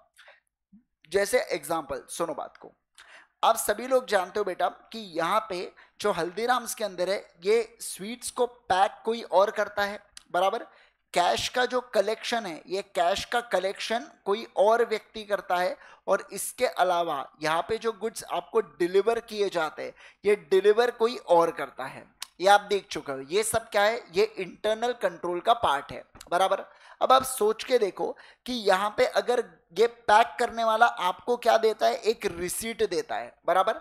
इस रिसीट को लेके आप कहाँ जाते हो, इसके पास जाते हो जो आपको पेड वाली रिसीट दे देता है ना। और इसके ऊपर जो मान लो 202 नंबर है, तो पेड के ऊपर भी 202 नंबर लिख के आने वाला है। और ये रिसीट लेके आप डिलीवरी गाय के पास जाते हो और वो भी आपको क्या दे देते हैं, वो यहाँ पे आपको वो देखता भी नहीं है, वो बस टोकन मिलाएंगे और आपको दे देंगे यहाँ पे। समझ रहे बात को? मतलब सोच के देखो, पूरा जो विश्वास है वो किसके ऊपर जताया जा रहा है? ये पैकेजिंग वाले के ऊपर। मतलब अगर ये इंटरनल कंट्रोल को भी अपन आराम से क्या कर सकते हैं, ओवरलुक कर सकते हैं। मानो अगर ऐसा हो जाए क्या कि आपने 1 kg मिठाई ली और इसने 500 ग्राम का ही आपका बिलिंग किया, आपने उसको पे कर दिया, इसको तो पता नहीं चल रहा है, इसके सामने तो मिठाई भी नहीं आ रही है, इसको चले गया, इसको कोई लेना देना नहीं है, वो इनवॉइस टू इनवॉइस मैच कर रहा है पे हुआ कि नहीं हुआ करके, तो क्या आसानी से इंटरनल कंट्रोल ओवरराइड किया जा सकता है क्या? बिल्कुल। लेकिन समझो बात को, जब अब ये कब होगा, जब कोई एक ही चीज आपने परचेज किया हो, मतलब एक ही आइटम आपने परचेज किया। लेकिन अगर मल्टीपल चीजें होंगी तो वो फिर चेक करता है एक एक चीजें है कि नहीं है करके, बराबर। तो वहां पे देयर इज अ स्कोप कि यहाँ पे क्या पकड़ ले, मतलब यहाँ पे हो सकता है कि वो चीजें कर ले, या मान लो अगर वो देख भी रहा है, तो ऐसे इसमें ये दो बंदे, मान लीजिए यहाँ पे ए काम कर रहा है या बी काम कर रही है या सी काम कर रहा है, अगर ए और सी आपस में मिल जाए, समझना, ए और सी आपस में कल्यूड कर जाए कि मैं कोई भी बिल बना लूंगा, तो चेक मत करते बैठना कि कितने हैं उसके अंदर, प्रॉपर क्वांटिटी है नहीं है। देखो बी को तो पता ही नहीं चल रहा है वैसे भी क्या हो रहा है क्या नहीं हो रहा है, उसको तो कैश कलेक्ट से लेना देना है। तो ऐसे इसमें अगर ये दोनों कल्यूड कर गए तो इंटरनल कंट्रोल क्या क्या आसानी से ओवरराइड में करवा सकता हूं क्या? बिल्कुल बिल्कुल कर सकता हूं। उसी प्रकार से मैं सेग्रीगेशन ऑफ ड्यूटीज की बात कर रहा था। सेग्रीगेशन ऑफ ड्यूटीज का मतलब क्या होता है कि जैसे अकाउंटेंट अलग होना चाहिए और उसके अलावा अगर कैश कलेक्ट करने वाला जो व्यक्ति है वो दोनों अलग अलग होने चाहिए। मतलब जो बुक्स ऑफ अकाउंट्स में एंट्री पास कर रहा है और जो कैश को कलेक्ट कर रहा है, ये दोनों पर्सन अलग अलग रखो, इसे सेग्रीगेशन ऑफ ड्यूटी बोला जाता है। क्या बोला जाता है? बोलो, सेग्रीगेशन। सेग्रीगेशन का मतलब होता है सेपरेशन ऑफ ड्यूटीज। अब होता क्या है समझो, मान लीजिए अगर ये दोनों व्यक्ति आपस में कल्यूड कर जाते हैं, ये दोनों व्यक्ति आपस में डिसाइड कर लेते हैं कि 50,000 का अमाउंट आएगा, आधा तू रखना आधा मैं रख लूंगा, तो ऐसे इसमें क्या इंटरनल कंट्रोल ऑर्गेनाइजेशन ने ये सोच के लगाया कि अपने को सेग्रीगेट करना है ड्यूटी, क्या उसको आसानी से ओवरराइड कर दिया गया क्या? हाँ सर, वो आसानी से ओवरराइड हो गया। फील कर रहे बात को जो मैं कह रहा हूं? तो इसे बोला जाता है क्या? इसे बोला जाता है सेग्रीगेशन ऑफ ड्यूटी। क्या बोला जाता है? बोलो, सेग्रीगेशन ऑफ ड्यूटी, जिसके कारण भी इंटरनल कंट्रोल अगेन क्या हो सकते हैं? फेल हो सकते हैं। देखिए यहाँ पे collusion among people, additionally controls can be circumvented changed by collusion of 2 or more people or inappropriate management override of internal control. Example, management may enter into side agreements with customers that alter the terms and condition of entity's standard sales contract, which may result in improper revenue recognition करके। मतलब entity का एक standard contract बना हुआ है, अब वो standard contract के अलावा अगर उसके अंदर कोई एक्सेप्शन आपको करना है ना, तो आपको साइड एग्रीमेंट्स बनाना पड़ता है कि मेन एग्रीमेंट को आप छेड़ते नहीं हो, वो सिस्टम बेस्ड होता है, उसके अलावा अगर आपको कुछ करना है उसे साइड एग्रीमेंट्स बोलते हैं। तो इनका कहना है कि अगर अपन ने मैनेजमेंट को यहाँ पे बोल के रखा है कि आप साइड एग्रीमेंट, जैसे देखो एंटिटी की स्टैंडर्ड पॉलिसी थी आप 5% तक का डिस्काउंट ऑफर कर सकते हो, साइड एग्रीमेंट्स में आपने 7% का डिस्काउंट ऑफर कर दिया। अब एक्चुअल में आपने किया या नहीं किया ये मुझे थोड़ी पता है, मैं बुक्स ऑफ अकाउंट्स में आप 7 दिखा रहा हूं, मान लो जैसे नहीं किया होगा आपने, सिर्फ साइड एग्रीमेंट्स में बता दिए 7% का, जबकि एक्चुअल में नहीं है, तो 2% का इंसान कमा सकता है क्या इसमें आसानी से? बिल्कुल। तो इनका कहना है कि कल्यूजन ऑफ एम्प्लॉयज अगर हो गया ना, तो आपके इंटरनल कंट्रोल की वाट लग सकती है। Also edit checks in the software program are designed to identify and report transaction that exceed the credit limits may be overridden या डिसेबल। एडिट चेक का मतलब क्या होता है यहाँ पे कि सिस्टम को जो चेंज करना होता है, एक्सेस देना होता है या एडिट करने का जो ऑप्शन आता है, मतलब मान लीजिए मैंने लिमिट को सेट करके रखा हो कि 5,000 के ऊपर मेरे अकाउंट से कोई भी विड्रॉ नहीं कर सकता, लेकिन इसको एडिट करने का पावर ये व्यक्ति के पास है, तो ये इसको एडिट करके क्या आसानी से ओवरराइड करवा सकता है क्या किसी और को बोल के? बिल्कुल बिल्कुल करवा सकता है, उसे एडिट चेक का नाम दिया जाता है। बराबर है? तो बस ये चीजें क्या हो गई बोलिए जल्दी से मुझे। कल्यूजन अमंग पीपल, सभी लोग बोलो क्या होता है ये कल्यूजन अमंग पीपल। बताइए 4 पॉइंट्स कौन से देखे? सबसे पहला क्या था? रीजनेबल अश्योरेंस, दूसरा क्या था? जजमेंट, तीसरा क्या था? लैक ऑफ अंडरस्टैंडिंग, और चौथा क्या है? कल्यूजन अमंग पीपल। चौथा क्या है? बोलो, कल्यूजन अमंग पीपल। अब बात करेंगे यहाँ पे जजमेंट इन डिसीजन मेकिंग हुआ। जजमेंट कौन ले रहा है यहाँ पे? मैनेजमेंट जजमेंट ले रहा है। तो इनका कहना है कि जो देखो इंटरनल कंट्रोल को बनाता, लगाता और मेंटेन भी करता कौन है? मैनेजमेंट है। तो क्या management will be in the superior position कि वो आसानी से ओवरराइड कर सके कंट्रोल को? बोलिए, ऑब्वियस सी बात है, बस उसी के बारे में बात हुआ। देखो, further the designing and implementing of controls, management may make judgement on nature and extent of control it chooses to implement, the nature and extent of the risk it chooses to assume करके। जैसे कि अगर management यहाँ पे ज्यादा risk लेने के लिए रेडी है तो वो कंट्रोल्स कम लगाएगा कि ज्यादा लगाएगा, कम लगाएगा। लेकिन मैनेजमेंट को चाहिए ही नहीं, मैनेजमेंट को चाहिए जितना कम से कम हो सके उतनी कम रिस्क मुझे चाहिए, तो रिस्क कम चाहिए तो कंट्रोल्स को बढ़ाऊं या कम करूं, बढ़ाओ, ऑब्वियस सी बात है, कंट्रोल्स को ज्यादा रखना पड़ेगा मुझे, ठीक है। आइए, फिर बोला जा रहा है limitation in case of small entities. अगर कोई छोटी एंटिटीज है, मान लीजिए कोई किराना शॉप वगैरह, बेटा अपने यूजुअली अपने लोकेलिटी में किराना शॉप्स होते हैं, आपने देखा होगा वहां पे नॉर्मल सीसीटीवी कैमरा भी नहीं होता है, नॉर्मल बिलिंग काउंटर भी नहीं होता है, वो हाथ से ही चिट्ठी बना देते आपको दे देते, समझ रहे बात को। वहां पे एक ही पर्सन सारे चीजों को मैनेज करता है, हो सकता है उनके पास एक ही लेबर है और वो सब इसको मेंटेन कर रहा है, सारे अकाउंट्स भी वही देख रहा है, डिलीवरी भी वही दे रहा है, पैसे भी वही कलेक्ट कर रहा है, सब कुछ चीजें। तो क्या स्मॉल एंटिटी के केस में इंटरनल कंट्रोल लगाना फीजिएबल ऑप्शन होगा क्या? नहीं। और क्योंकि वो फीजिएबल ऑप्शन नहीं है तो क्या आसानी से आरएमएम ज्यादा होने वाले हैं क्या? बोलिए ना मुझे। हाँ सर, स्मॉल एंटिटीज के केस में आरएमएम ज्यादा होंगे। आ जाओ एक बार रीड करते हैं।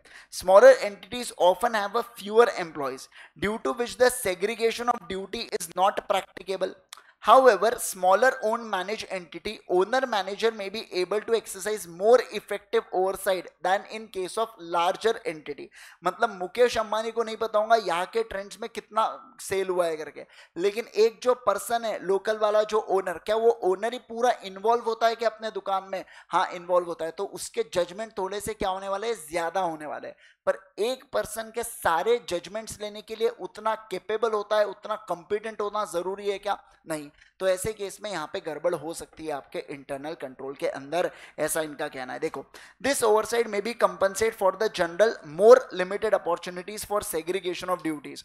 On the other hand the owner manager may be more able to override controls because system of internal control is less structured. Simple सी बात है, ज्यादा स्ट्रक्चर हो नहीं सकता क्योंकि यहाँ पे लोग ही उतने नहीं होते, और अगर लोग रख भी लिए तो इनके प्रॉफिटेबिलिटी पे ऊपर काफी ज्यादा हैम्पर हो सकता है क्या? बिल्कुल बिल्कुल हो सकता है। बस इसी के बारे में बातचीत हुई है। पूरे एक बार पांचों 6 पॉइंट गो थ्रू करेंगे जल्दी जल्दी, बहुत इंपॉर्टेंट है।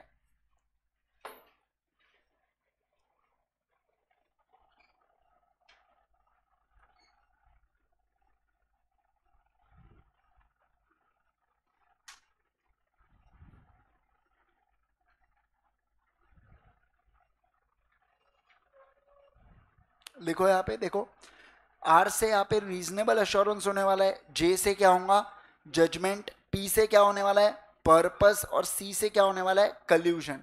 ठीक है, आरजे ने पीसी के ऊपर जजमेंट देके लिमिटेशन लगाए। पीसी मतलब प्रियंका चोपड़ा, आरजे मतलब राजस्थान, ठीक है, ऐसा याद रखना है, या आरजे जॉकी, जो याद रखना है वो रखो, बस इतना याद रखो कि ये इंपॉर्टेंट है करके। ठीक है, आओ तो हम लोग क्या बोलेंगे, आरजे ने पीसी के ऊपर जजमेंट देके लिमिटेशंस लगाए, बराबर। आरजे से राजस्थान याद रखना, आर से क्या है बोलो जल्दी से, रीजनेबल अश्योरेंस, जे से जजमेंट, पी से क्या है बेटा बोलो, पर्पस, और सी से क्या है अपना, कल्यूजन, है ना, और उसके बाद जजमेंट से क्या है, जजमेंट बाय मैनेजमेंट, और लिमिटेशन से लिमिटेशन इन केस ऑफ कौन से एंटिटी, स्मॉलर एंटिटीज करके, है ना। चलो एक बार फटाफट लिख लो और एक बार गो थ्रू भी करो।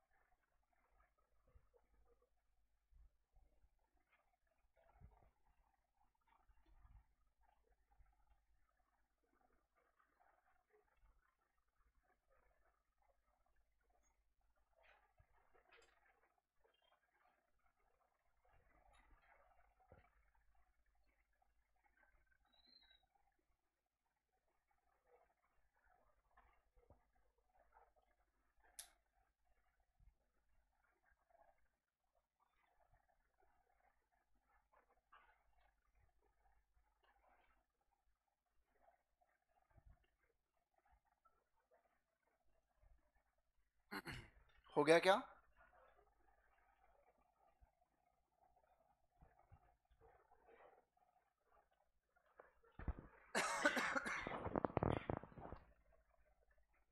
चलो और ध्यान दो, नेक्स्ट वाले पॉइंट के ऊपर चलेंगे, कंपोनेंट्स ऑफ इंटरनल कंट्रोल के ऊपर आएंगे, सारे लोग आ जाएंगे। कंपोनेंट्स ऑफ इंटरनल कंट्रोल का क्या मतलब होता है कि इंटरनल कंट्रोल मतलब जो हम लोग देख रहे हैं, इंटरनल कंट्रोल का जितना भी हम लोग सिस्टम देख रहे हैं, इसमें क्या क्या कंपोनेंट्स होते हैं, मतलब ये सारे चीजों को बन के, सुनो ना बात को, ये सारे चीजों को मिला के आपका क्या बनने वाला है, इंटरनल कंट्रोल बनने वाला है। फिर से क्या कह रहा हूं, ये सारे के सारे बेटा क्या है, कंपोनेंट्स है। क्या है बोलो जल्दी से, कंपोनेंट्स है। मतलब अगर आपको इंटरनल कंट्रोल को सेट करना है तो आपको कंट्रोल एनवायरनमेंट भी लगेगा, आपको एंटिटीज का रिस्क असेसमेंट प्रोसीजर भी लगेगा, इंफॉर्मेशन सिस्टम भी लगने वाला है, कंट्रोल एक्टिविटीज में लगेंगे और मॉनिटरिंग ऑफ कंट्रोल्स। मतलब अगर आप इंटरनल कंट्रोल है, ऐसा मैं कहूं कि एक ऑर्गेनाइजेशन के अंदर इंटरनल कंट्रोल को मुझे चेक करना है या एक ऑडिटर को इंटरनल कंट्रोल के ऊपर कॉन्फिडेंस लाना है, तो उसने क्या पूरे के पूरे कंपोनेंट्स को चेक करना चाहिए क्या, बोलो ना जल्दी से। जैसे एक इंसान को इंटरमीडिएट में पास होना है तो 2 सब्जेक्ट से हो सकता है क्या, नहीं, अपने को क्या चाहिए, पूरे के पूरे 6 सब्जेक्ट अच्छे हो तब जाके ही वो पास हो सकता है, बराबर। तो अगर मैं इंटरनल कंट्रोल को चेक करना चाहता हूं ना, तो मैं कहूंगा सारे के सारे कंपोनेंट्स जिसकी मदद से इंटरनल कंट्रोल बन रहा है या पूरा सिस्टम बन रहा है, क्या मुझे सारे कंपोनेंट्स के ऊपर कॉन्फिडेंस चाहिए क्या, बोलिए ना जल्दी से, सारे कंपोनेंट्स पे चाहिए। सबसे पहला जो कंपोनेंट है वो है कंट्रोल एनवायरनमेंट। कौन सा है, सब लोग बोलो, कंट्रोल एनवायरनमेंट। कौन सा है, सारे लोग बोलो, कंट्रोल एनवायरनमेंट। अब ये कंट्रोल एनवायरनमेंट का मतलब क्या होता है, कंट्रोल एनवायरनमेंट का मतलब होता है, जैसे देखो एंटिटी, मान लीजिए कैप्स एक एंटिटी है, ठीक है, कैप्स में यहाँ पे इंटरनल कंट्रोल लगा के रखा है कैमरा का। अब ये कैमरा जिस एनवायरनमेंट में काम कर रहा है, जैसे कि क्लासरूम हुआ, जैसे कि ऑफिसेज हुआ, जैसे कि नीचे पार्किंग एरिया हुआ, ये हुआ एनवायरनमेंट। क्या हुआ बोलो जल्दी से, एनवायरनमेंट, है ना। तो कैसे या कौन से एनवायरनमेंट में आपके कंट्रोल्स लगाए गए हैं वो आपको स्टडी करना बहुत ज्यादा जरूरी है। जैसे कि देखिए, auditor shall obtain the control environment, the part of obtaining this understanding, auditor को इवैल्यूएट करना है। मतलब अगर मैं कंट्रोल एनवायरनमेंट को देख रहा हूं तो मुझे 2 चीजों का इवैल्यूएशन करना है, या मैं ऐसा भी कह सकता हूं कंट्रोल एनवायरनमेंट देखने के लिए 2 चीजों का इवैल्यूएशन करो। सबसे पहला क्या, management has created and maintained culture of honesty and ethical behaviour. देखिए सिंपल सी बात है, ये कंट्रोल ऑपरेट हो रहा है कौन से अंदर, जिसके अंदर स्टूडेंट्स इन्वॉल्व है, जिसके अंदर स्टाफ भी इन्वॉल्व है, दोनों है। अब मैनेजमेंट ने, यानी कि एंटिटी के मैनेजमेंट ने, यानी कि कैप्स के मैनेजमेंट में, ऐसा बोल सकता हूं, अगर कैप्स के मैनेजमेंट ने यहां पे क्या करना चाहिए, मेंटेन करना चाहिए culture of honesty and ethical behaviour का, यानी कि मत करो, बुरा मत करो करके, अच्छे से रहो सारे एम्प्लॉयज लोग, सारे एम्प्लॉयज को प्रॉपरली सैलरी चले जानी चाहिए, सैलरी जाने के साथ साथ सही, मतलब सही व्यक्ति को सही अमाउंट, मतलब उसका जो पे स्केल है वो भी प्रॉपर होना चाहिए। बहुत ज्यादा आप एकदम बहुत ही ज्यादा अंडर कटिंग करोगे या बहुत ज्यादा हायर पे करोगे तो दोनों में गलत बात हो जाती है, समझ रहे हैं ना। तो ऐसे केस के अंदर ये क्या हुआ, एनवायरमेंट हुआ। मुझे आप एक बात बताइए, अब सोच के देखो, अगर आपने अपने एनवायरमेंट के अंदर एथिकल बिहेवियर या अपने कल्चर ऑफ ऑनेस्टी नहीं रखा, मान लो मिस्टर ए है, उसको बहुत ही ज्यादा कम सैलरी दिया, वो 15,000 रुपए डिजर्व करता है, आप उसको 5,000 रुपए दे रहे हो, क्या आपको लगता है वो सर्वाइव कर पाएगा 5,000 से, नहीं। अब वो नहीं कर पाएगा तो कुछ ना कुछ ऐसी एक्टिविटीज करेगा जिससे उसकी सैलरी क्या हो जाए, 15,000 आ जाए, दो नॉट लीगली इलीगली आ जाए, बट उतना 15,000 पहुंचना चाहिए। आप समझ रहे हैं क्या बात को। तो मुझे एक बात बताइए, क्या अब वो इंटरनल कंट्रोल को ओवरराइड करने की कोशिश करने वाला है क्या, अरे बोलो ना जल्दी से, करने वाला है। तो ये बोला जा रहा है कंट्रोल एनवायरनमेंट, मतलब ऑडिटर ने चेक करना है कि कैसा जो इंटरनल कंट्रोल ऑर्गेनाइजेशन का है वो कैसे एनवायरनमेंट में ऑपरेट हो रहा है, क्या मैनेजमेंट वहां पे कल्चर ऑफ ऑनेस्टी रख रही है, क्या एथिकल बिहेवियर को प्रमोट किया जा रहा है, उसके बारे में यहां पे बातचीत करो। सेकेंड, अगर मैं बात करूं आपके साथ, देखो, the strengths in the control environment elements collectively provide an appropriate foundation for other components of internal control। मतलब बोला जा रहा है जितना अच्छा आपका कंट्रोल एनवायरनमेंट होगा उतना ज्यादा बेहतरीन आपके कंट्रोल्स ऑपरेट करेंगे। मान लीजिए फॉर एग्जांपल यहाँ पे है ना 2 प्रकार के इंटरनेट कनेक्शन आते हैं, एक आता है एयरटेल का और दूसरा आता है जियो का। यहाँ पे एयरटेल का एकदम वाहियात कनेक्शन, लेकिन वो क्या है 50% आपको मतलब डिस्काउंट में मिल रहा है। जो चीज मान लीजिए 1,000 1000 की, वो आपको 500 रुपए में मिल रही है एयरटेल की। आपने सोचा एक काम करते, चलो बढ़िया से क्या लगा लेते, एयरटेल का कनेक्शन लगा लेते हैं। मुझे एक बात बताइए, इसको ऑपरेट करने के लिए चाहिए नेट। अब नेट अगर वाहियात रहा तो क्या ये ऑपरेट हो पाएगा? क्या मेरे लेक्चर स्ट्रीम हो पाएंगे? क्या नहीं।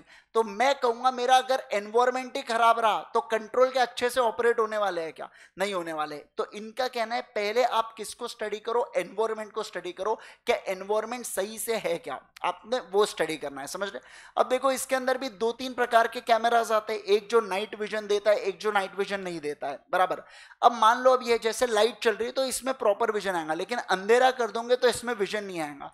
लेकिन अगर आप नीचे अगर देखोगे, नीचे जो कैमराज लगे वो ऐसे बड़े वाले ऐसे कैमराज नहीं होते एकदम ऐसे, जो रेड कलर की लाइट एमिट करता है, वो एकदम अंधेरा भी हो गया, एक भी लाइट नहीं है तो भी वो पर्सन को आइडेंटिफाई कर सकता है, वो उतने तेज कैमरा होता है, समझ रहे।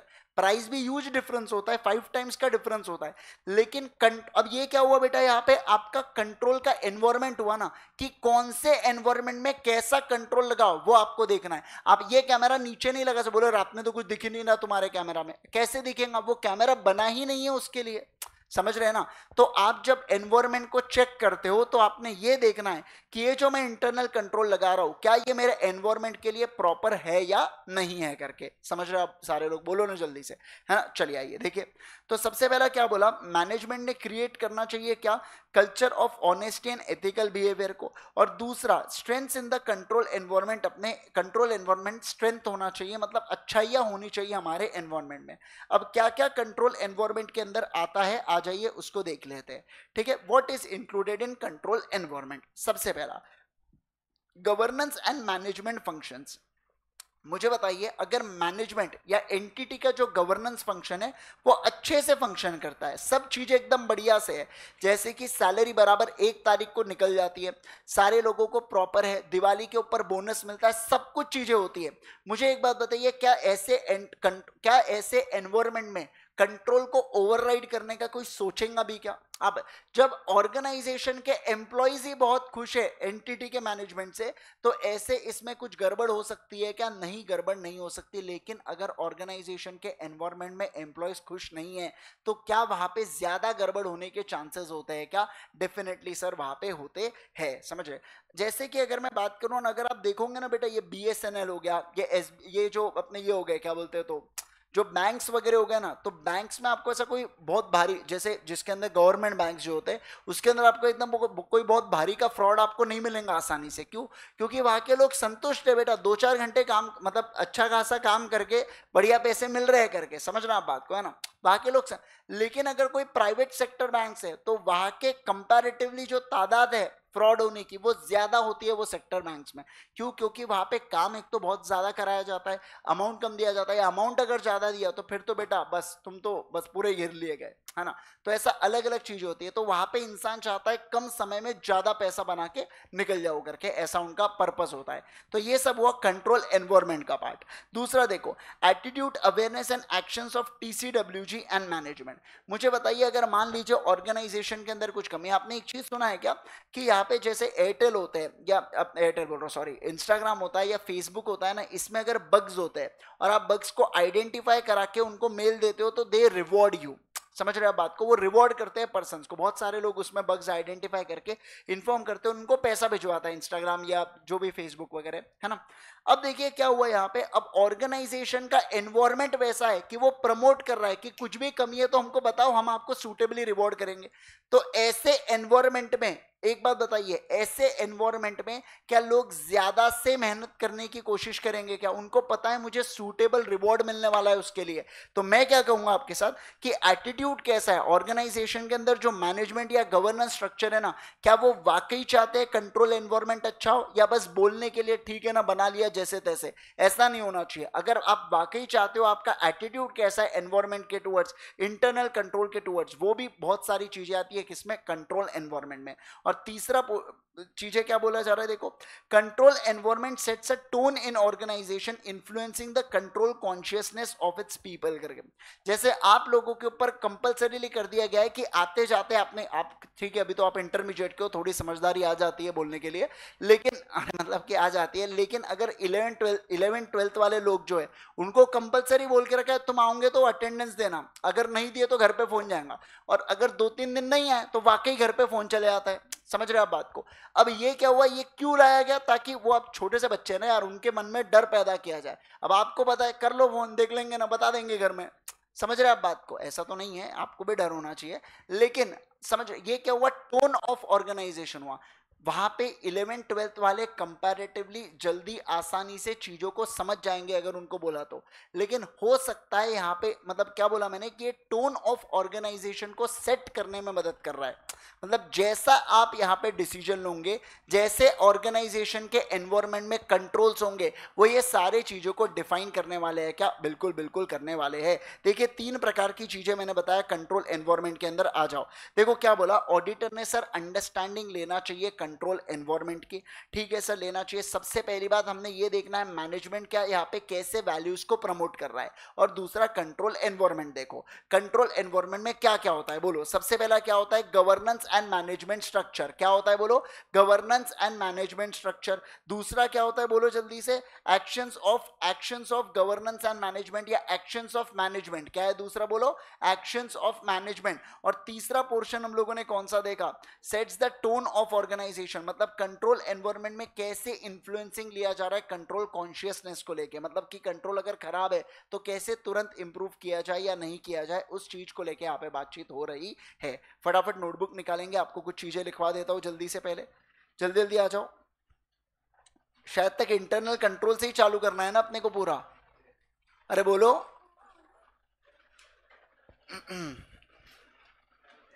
लिखो जल्दी से, इंटरनल कंट्रोल, या इंटरनल कंट्रोल हो गया है क्या? डेफिनेशन हो गई है? नहीं हुई है? लिखो जल्दी से, इंटरनल कंट्रोल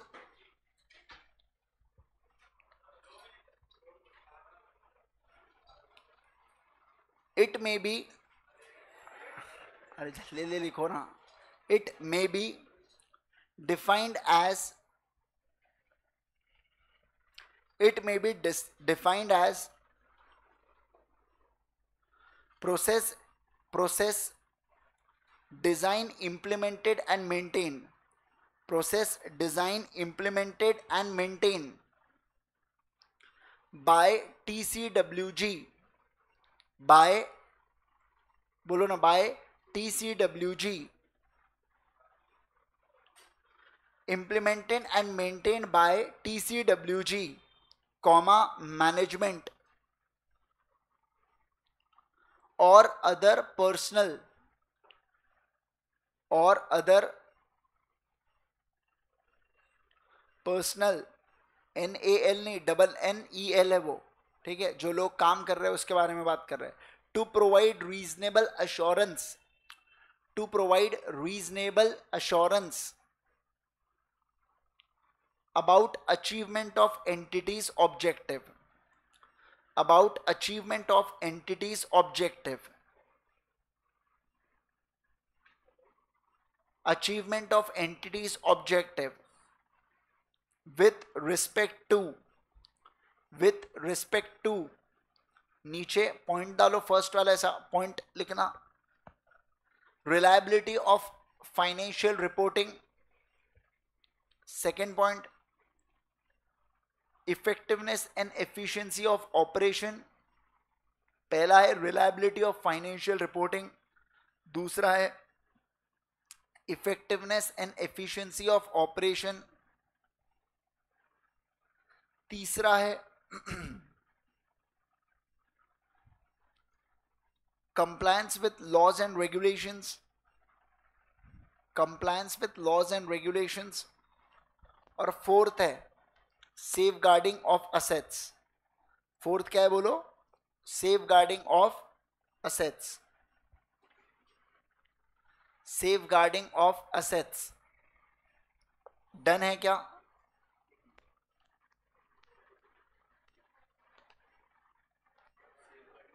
असेट्स हो गया। फिर लिखो benefits of internal control, benefits of internal control. पहला, हाँ हाँ, benefits of internal control, first point, identifying potential misstatement, identifying potential misstatement. Second, identifying RMM, identifying RMM. Third,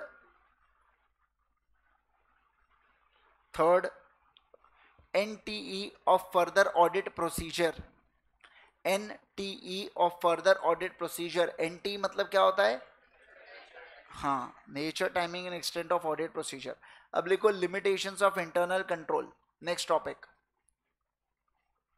limitations of internal control. First point, provides only reasonable assurance. अरे कुछ भी नहीं है ना, limitations of internal control topic हुआ, पहला point है उसके अंदर, it provides only reasonable assurance. 2 दिन छुट्टी में लिखने की आदत छूट गई क्या? हाँ, चलो लिखो पहला. 1 घंटे में हो गया था आपका पेपर लिख के? हुआ था ना, चलो बढ़िया. पहले ही हो गया था, लिखना ही नहीं आ रहा था ऐसा? कितना? 15 मिनट में हो गया था, रीडिंग टाइम में, है ना? चलो लिखो, पहला लिखो इसके अंदर, no matter how effective, no matter how effective entity can, no matter how effective, entity can provide only reasonable assurance. Entity can provide only reasonable assurance about financial reporting objectives, about financial reporting objectives, about financial reporting objectives of internal control, of IC, internal control. IC लिखने का आप, ठीक है? चलिए second लिखो, human judgement and decision making, human judgement and decision making,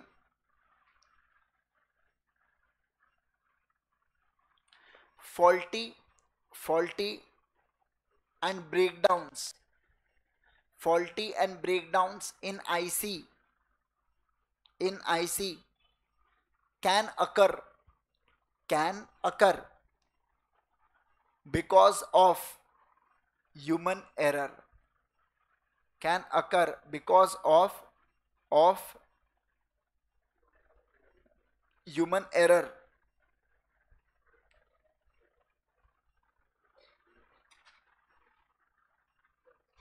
चले क्या, आगे बढ़े क्या? तीसरा पॉइंट लिखो फिर, collusion नहीं, lack of understanding the purpose, lack of understanding the purpose, lack of understanding the purpose,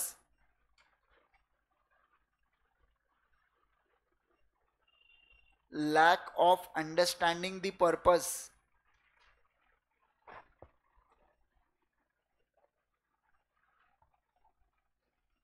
बोलो आगे, लिखो,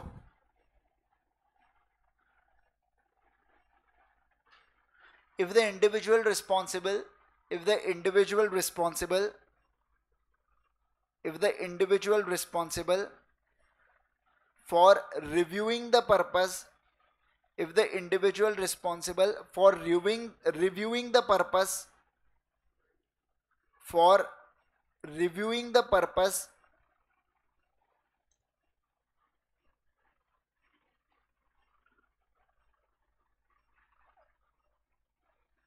रिव्यूइंग द पर्पस के जगह इंफॉर्मेशन लिखो ना, पर्पस को काट के इंफॉर्मेशन लिखो. Reviewing the information, does not understand the purpose, does not understand the purpose,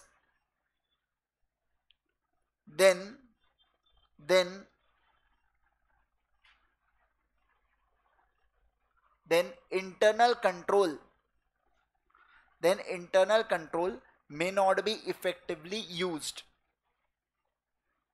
may not be effectively used to identify misstatement, may not be effectively used to identify miss statement, उसके बाद collusion among people, collusion among people,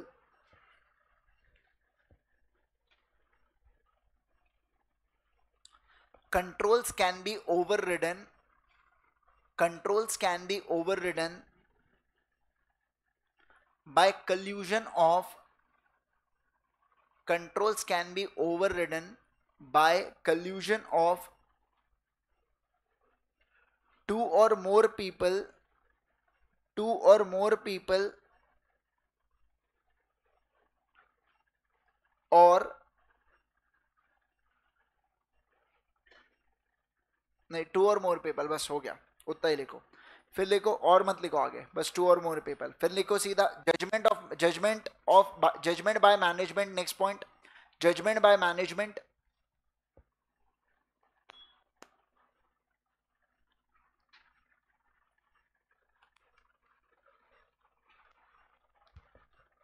in designing and implementation of controls, in designing and implementation of control, management may make judgment, management may make judgment, management may make judgment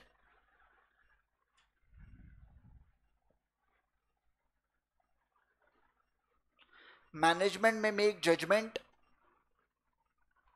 on nature and extent of controls, on nature and extent of control it chooses to implement, nature and extent of control it chooses to implement, and and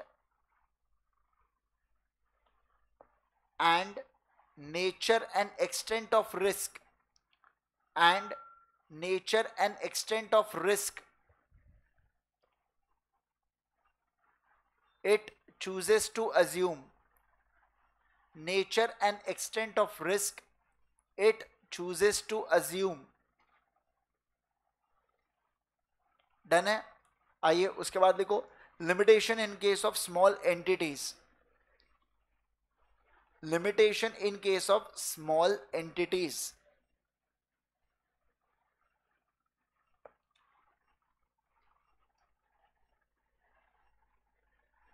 segregation of duties is not possible, segregation of duties is not possible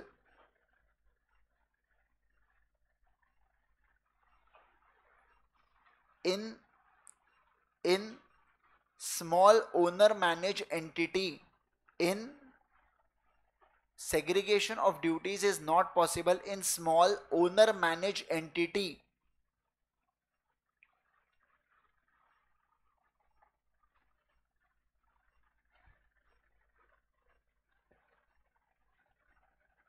हो गया ना, चलिए आइए फिर लिखो components of internal control, components of internal control, first point control environment, control environment, control environment लिखा first point, उसके नीचे अब लिखो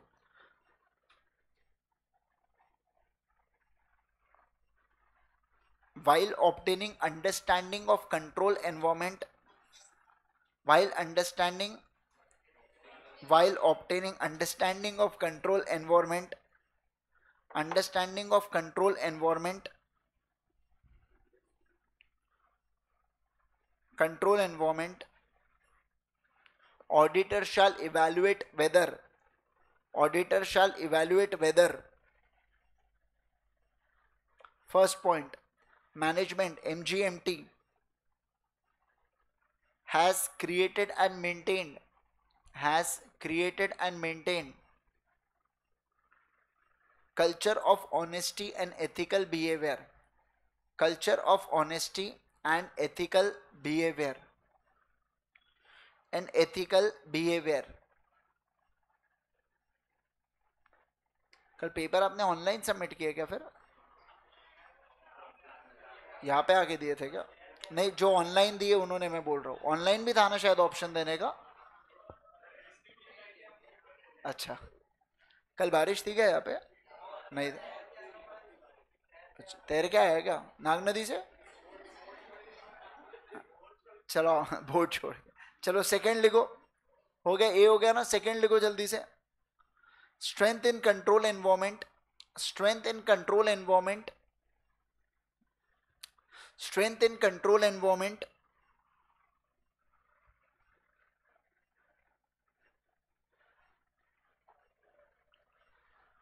elements, strength in control environment elements collectively provide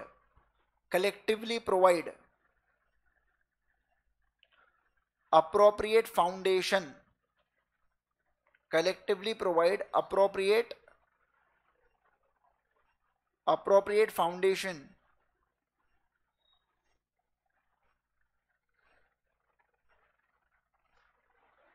of other components of IC, of other components of IC. मतलब क्या कहना है कि अगर मेरा कंट्रोल एनवायरनमेंट अच्छा, तो क्या मेरे बाकी चारों बढ़िया हो सकते हैं क्या? रिस्क, ये जो बोल रहे हैं इसके अंदर बाकी जो चारों डब्बे वो अच्छे हो सकते हैं। ठीक है, चलो अब लिखो what is included in control environment, what is included in control environment. पहला, governance and management function, governance and management function. Second,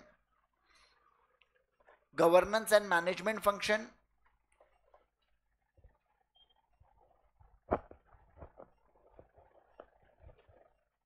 Second,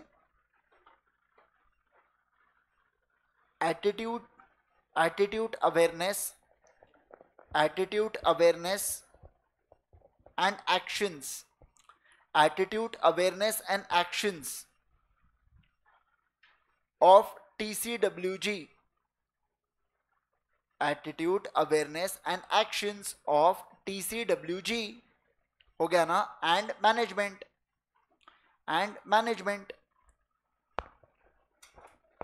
सी वाला पॉइंट लिखो। थर्ड वाला point, control environment,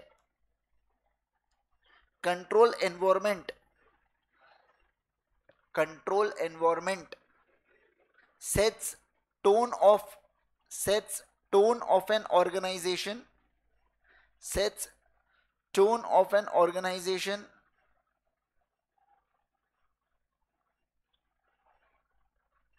influencing the control consciousness of its people, influencing the control consciousness of people।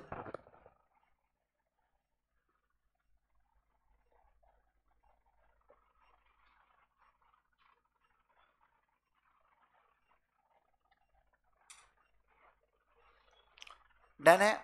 बोलो जल्दी से done है। चलिए आइए ध्यान दीजिए, आओ अभी हम लोग बात करेंगे एलिमेंट्स ऑफ कंट्रोल एनवायरनमेंट के बारे में कि कौन से एलिमेंट्स आते हैं कंट्रोल एनवायरनमेंट के अंदर। एलिमेंट्स ऑफ कंट्रोल एनवायरनमेंट में भी रेलेवेंट किस चीज के लिए रेलेवेंट होते हैं? To obtaining understanding of control environment. देखो वैसे भी अपन ने अंडरस्टैंडिंग ऑफ एनवायरनमेंट से रिलेटेड बात किया है, कौन से ऐसे के अंदर? बोलो, ऐसे 315। ऐसे 315 क्या कहता है? Obtaining and understanding. बोलिए जल्दी से, ऑब्टेनिंग एंड अंडरस्टैंडिंग क्या? अरे बोलो ना, अरे बोलो, ऐसे 315 का नाम क्या था ये बताइए मुझे जल्दी से। Identifying and assessing risk of material misstatement by understanding the entity and it's environment including internal control. बहुत बड़ा नाम था वो अपने आप में, है ना? चलो तो देखो क्या कह रहा है। इनका कहना है कि अगर आप कंट्रोल एनवायरनमेंट को समझना चाहते हो तो कंट्रोल एनवायरनमेंट को समझने के लिए सबसे पहला point communication and enforcement of integrity and ethical values के बारे में ये लोग बात कर रहे हैं। यानी कि इनका क्या कहना है? इनका कहना है, यहाँ पे समझो बात को, the effectiveness of control can not rise above the integrity and ethical values of people who create, administer, monitor them. मतलब सिंपल सी बात है, आपको ये देखना है कि जो लोग इंटरनल कंट्रोल जिन लोगों के लिए लाया जा रहा है, जो लोग उसको बना रहे हैं और जो लोग इसको मेंटेन करने वाले हैं ना, तो समझना, आप बात को ध्यान दीजिए। मानो अगर कोई ऐसी एंटिटी है बेटा जो अपने एम्प्लॉयज के ऊपर बिल्कुल भी ट्रस्ट ही नहीं दिखाती है, आप मुझे एक बात बताइए, क्या वो एम्प्लॉय को वाकई अच्छा लगने वाला है क्या? नहीं। अगर आप सोच के देखो ना, जिस एंटिटी में मैं काम कर रहा हूं वो एंटिटी अगर मुझे मेरे ऊपर कोई ट्रस्ट ही ना दिखाए, वो हमेशा मुझे कुछ ना कुछ शक करते रहे, तो ऐसे केस के अंदर मैं चाहकर भी मेरे मन में क्या आएगा कि एक बार तो अब इसके इंटरनल कंट्रोल की ऐसी तैसी कर ही डालता हूं। मतलब कि एक बार की ये जो इंटरनल कंट्रोल है, ये एक बार जितने भी चेकिंग वगैरह कर रहे हैं ना, मतलब जानबूझ के माइंड में थॉट आ सकता है कि अब इसको ओवरराइड करके बताता हूं करके, समझ रहे? ये क्या होता है, इसे बोला जाता है इंटीग्रिटी एंड एथिकल वैल्यूज। वही अगर आप ऑर्गेनाइजेशन के अंदर एक मान लीजिए एम्प्लॉय को आप लिबर्टी देते हो, जैसे कि फॉर एग्जांपल मान लीजिए अगर कोई यहाँ पे आर्टिकल होता है, वो आर्टिकल सैटरडे संडे अभी काम कर रहे हैं क्योंकि यहाँ पे अभी सितंबर एंडिंग चल रहा है, ऑडिट का समय, बहुत ज्यादा काम होता है ऑफिस में, तो सिंपल सी बात है उतने दिनों की लीव वो बाद में डिजर्व करता है। अगर वो बाद में एक हफ्ते की छुट्टी मांग रहा है तो कोई गलत बात नहीं है उसके अंदर। लेकिन आपके फर्म में, समझो आप बात को, आपके फर्म में अगर ऐसा हो कि नहीं अभी भी काम करन, बाद में भी तू काम करेगा, तेरे को छुट्टी नहीं दूंगा, तो ऐसे इसमें जानबूझ के अब आर्टिकल यहाँ पे क्या करेगा, कुछ ना कुछ ऐसी चीज, जैसे मान लीजिए कभी ऐसा भी होता है कि प्रिंटर को पता नहीं बुक स्टोर समझ लेते हैं गलती से, और पूरी की पूरी बुकें प्रिंट हो रही है आर्टिकल के द्वारा, किससे, ऑफिस में, कब, प्रिंसिपल के आने से पहले, ऑब्वियस सी बात है ना। तो ऐसे केस में ये सब चीजें क्या होती है, ये सब तब होता है बेटा जब आपके एनवायरनमेंट के अंदर आप जिस प्रकार की वैल्यू डालोगे वैसे आपको ऑर्गेनाइजेशन के आउटपुट्स मिलने वाले हैं।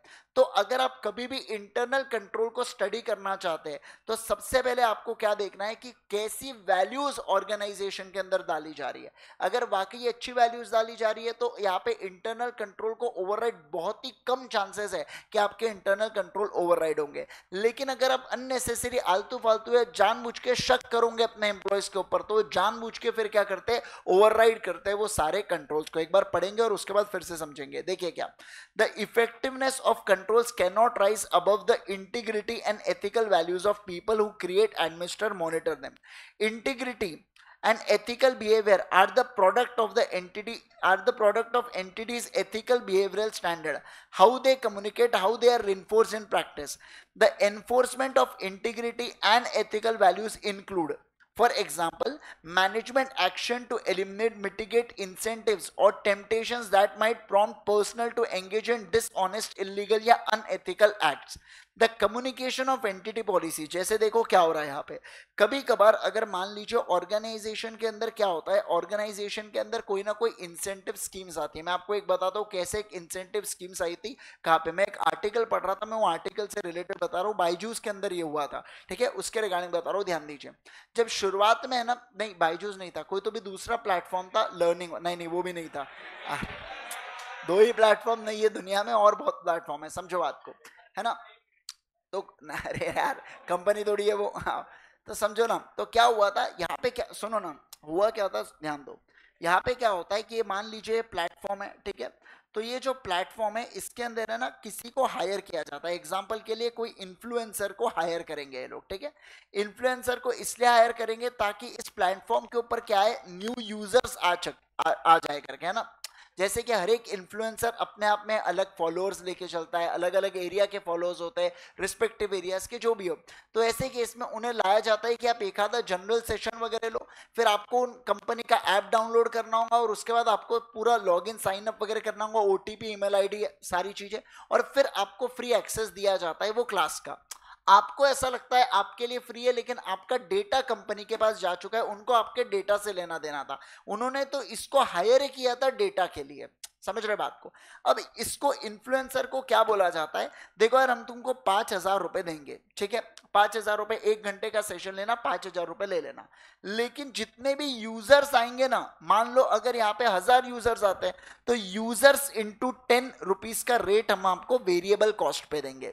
जैसे कि अगर 1,000 लोग आते हैं उसको देखने के लिए और 10 रुपए के हिसाब से, मतलब 10,000 रुपए अलग से देंगे, और ये 5,000 रुपए आपका बेसिक जो चार्ज हुआ वो बेसिक चार्ज हुआ, बराबर है। अब मुझे एक बात बताइए, क्योंकि अब ये इंसेंटिव स्कीम आई, किस चीज के लिए ये इंसेंटिव स्कीम लाई गई थी, कौन से पर्पस, वेरिएबल पर्पस के लिए इंसेंटिव स्कीम लाई। तो क्या आपको लगता नहीं ये जो इन्फ्लुएंसर है ये कोई ना कोई डिसऑनेस्ट एक्ट में कर सकता है? जैसे मैं आपको बताता हूं क्या होता है, बहुत सारे ऐसे बोट्स होते हैं जो क्रिएट किए जाते हैं जहां पे क्या होंगे, फेक यूजर्स इस प्लेटफॉर्म पे आएंगे। प्लेटफॉर्म को लगेगा अरे ये तो ओरिजिनल यूजर है जो इतने सारे लोग देख रहे हैं। मान लो जैसे 500 लोग आए, बोट की मदद से हम लोग है ना 1500 लोग करवा सकते हो उसको, मतलब 1000 में बढ़वा सकते हो, 1500 मुझे लाइव दिखेंगे। कंपनी के पास डेटा भी 1500 का आने वाला है, लेकिन जब वो उसको फोन करने की कोशिश करेंगे सारे डमी नंबर्स निकल जाएंगे। समझ रहे बात को? होता है ऐसा सिस्टम है। इनफैक्ट मैं आपको बताऊं यूट्यूब के ऊपर भी बीच में बादशाह का हुआ था, याद करो, फेक व्यूज का केस था उसके अंदर। फेक व्यू, अब वो फेक व्यूज क्यों बढ़ाए होंगे उसने? ताकि यूट्यूब से मोनेटाइजेशन का जो पैसा है ना उसको ले सके। आप समझ रहे क्या बात को? तो ये सब जो चीजें होती है ना, ये क्यों क्रिएट किया गया? क्योंकि समझे ना, यूट्यूब का मॉडल वैसा वर्क करता है, जितने आपके व्यूज होंगे उतने हम आपको पैसे देंगे। पर 1000 व्यूज पे कितने तो भी ऐसा पैसा वगैरह मिलता है यूट्यूब से, है ना। तो ये सब क्यों हुआ? इसलिए फेक व्यूज लाए गए ताकि अपने को यूट्यूब से मोनेटाइजेशन अच्छा हो, ऐसा लगे कि एडवर्टाइजमेंट ज्यादा रन हुई। और आप देखते होंगे ना यूट्यूब पे ऐड आती है, फिर बीच में ऐड आएंगी, आखिरी में ऐड आएंगी, पहले ऐड आएंगी, तो वो सबका अब आपको नहीं पता, यूट्यूब उसको पैसा देता है। और वो जो कंपनी रन कर रही है वो किसको पैसा दे रही है? यूट्यूब को पैसा दे रही है। समझ रहे ना? तो ये जानबूझ के किया जा रहा, मतलब इंटरनल कंट्रोल के साथ में गड़बड़ी करेगा कौन? एक एम्प्लॉय, जब ऑर्गेनाइजेशन का एनवायरमेंट ऐसे एक्ट को प्रमोट करने के समा बनाने वाला है। समझ रहे आप बात को? अगर आप सोच के देखो ना, इसको बोला होता है इन्फ्लुएंसर को तू 8000 रुपए ले, है ना, हम तो का 8000 तुम्हें 1 घंटे में जितने आए उतना है, पर तू जम के प्रमोट कर हर जगह। तो ऐसे इसमें कोई ऑर्गेनाइजेशन का कुछ जाने वाला था क्या? नहीं। लेकिन ऑर्गेनाइजेशन चाहती है ना यार, उनके पास ज्यादा डेटा है, ज्यादा डेटा आएगा तभी तो इन्वेस्टर के सामने रख पाएंगे, देखो हमारे पास इतने यूजर है, और तभी तो वैल्यूएशन बढ़ेगा ना, नहीं तो वैल्यूएशन कैसे बढ़ेगा? उन्हें पता है लोग ऐसे एक्ट में इन्वॉल्व होते हैं, पर फिर भी वो शांत रहना प्रेफर करते हैं, फाउंडर्स या जो भी वहां पे मैनेजमेंट वगैरह। They knows everything. उन्हें क्या समझ नहीं रहा कि इतनी बेवकूफ एंटिटी थोड़ी है ना, सिंपल सी बात है, उतने बड़े मॉडल पे वो काम। लेकिन आपने देखा होगा शार्क टैंक में एक बच्चा सा आया था, वो उसके भी ऐसी एजुकेशनल कंपनी, तो उसने बोला था हमारे प्लेटफॉर्म पे इतने यूजर्स आए, ये आए, तो अब अगर मुझे इन्वेस्ट करना है ना वो कंपनी में, तो मैं ड्यू डिलिजेंस रिपोर्ट बनवाता हूं उसकी, कि उसने जो मुझे डेटा दिया है वो सच है या झूठ है करके, बराबर ना।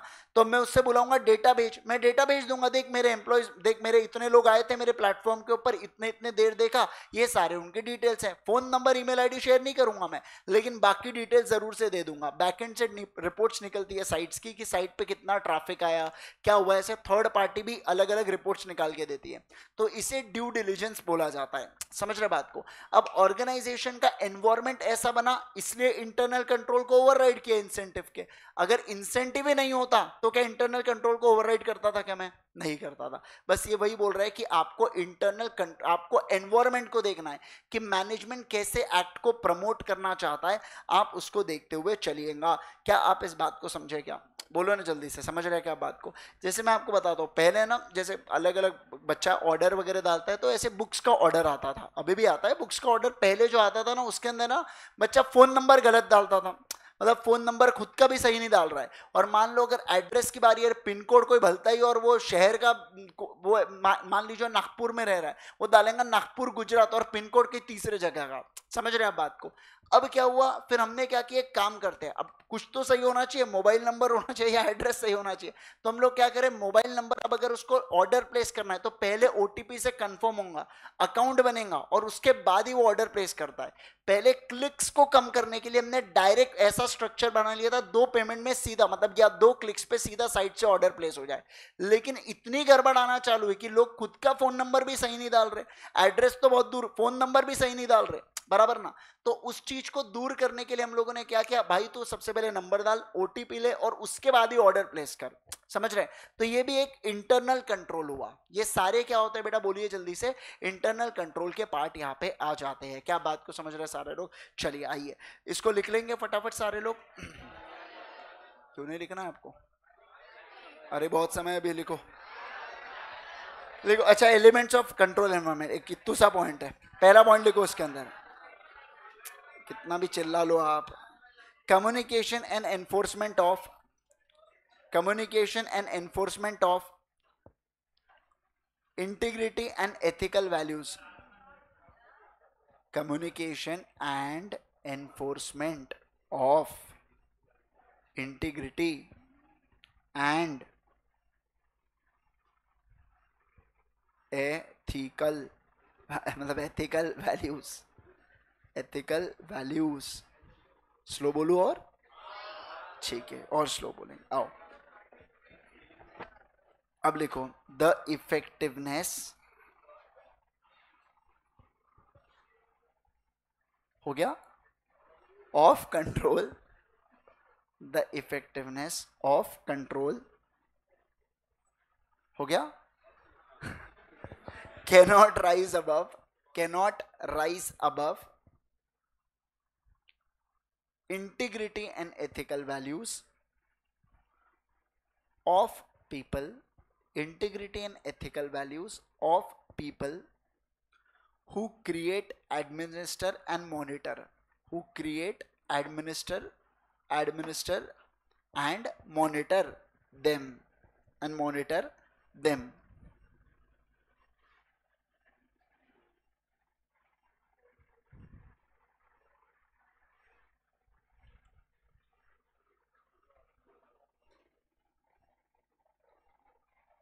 हो गया।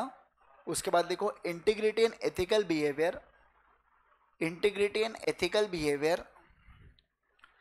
are product of, are product of, are product of, are product of the entities, the entities ethical and behavioral standard, entities ethical and behavioral standard, behavioral standard, comma how they communicate, comma how they communicate, how they communicate. कौन हो गया, कौन ये आवाज बदल रहा है?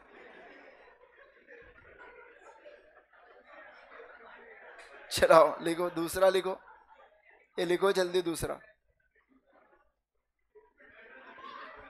चलो सेकंड लिखो, नहीं मतलब how they communicate, and communicate तक हुआ ना, and how they are reinforced in practice, how they are reinforced in practice, how they are reinforced in practice.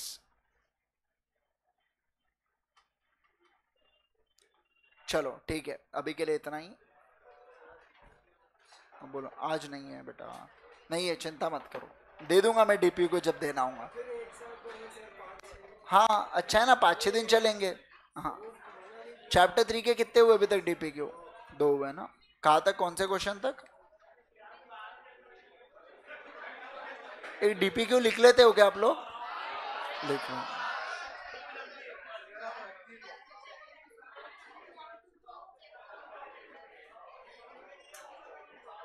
चलो ठीक है, लिखवा दूंगा आपको।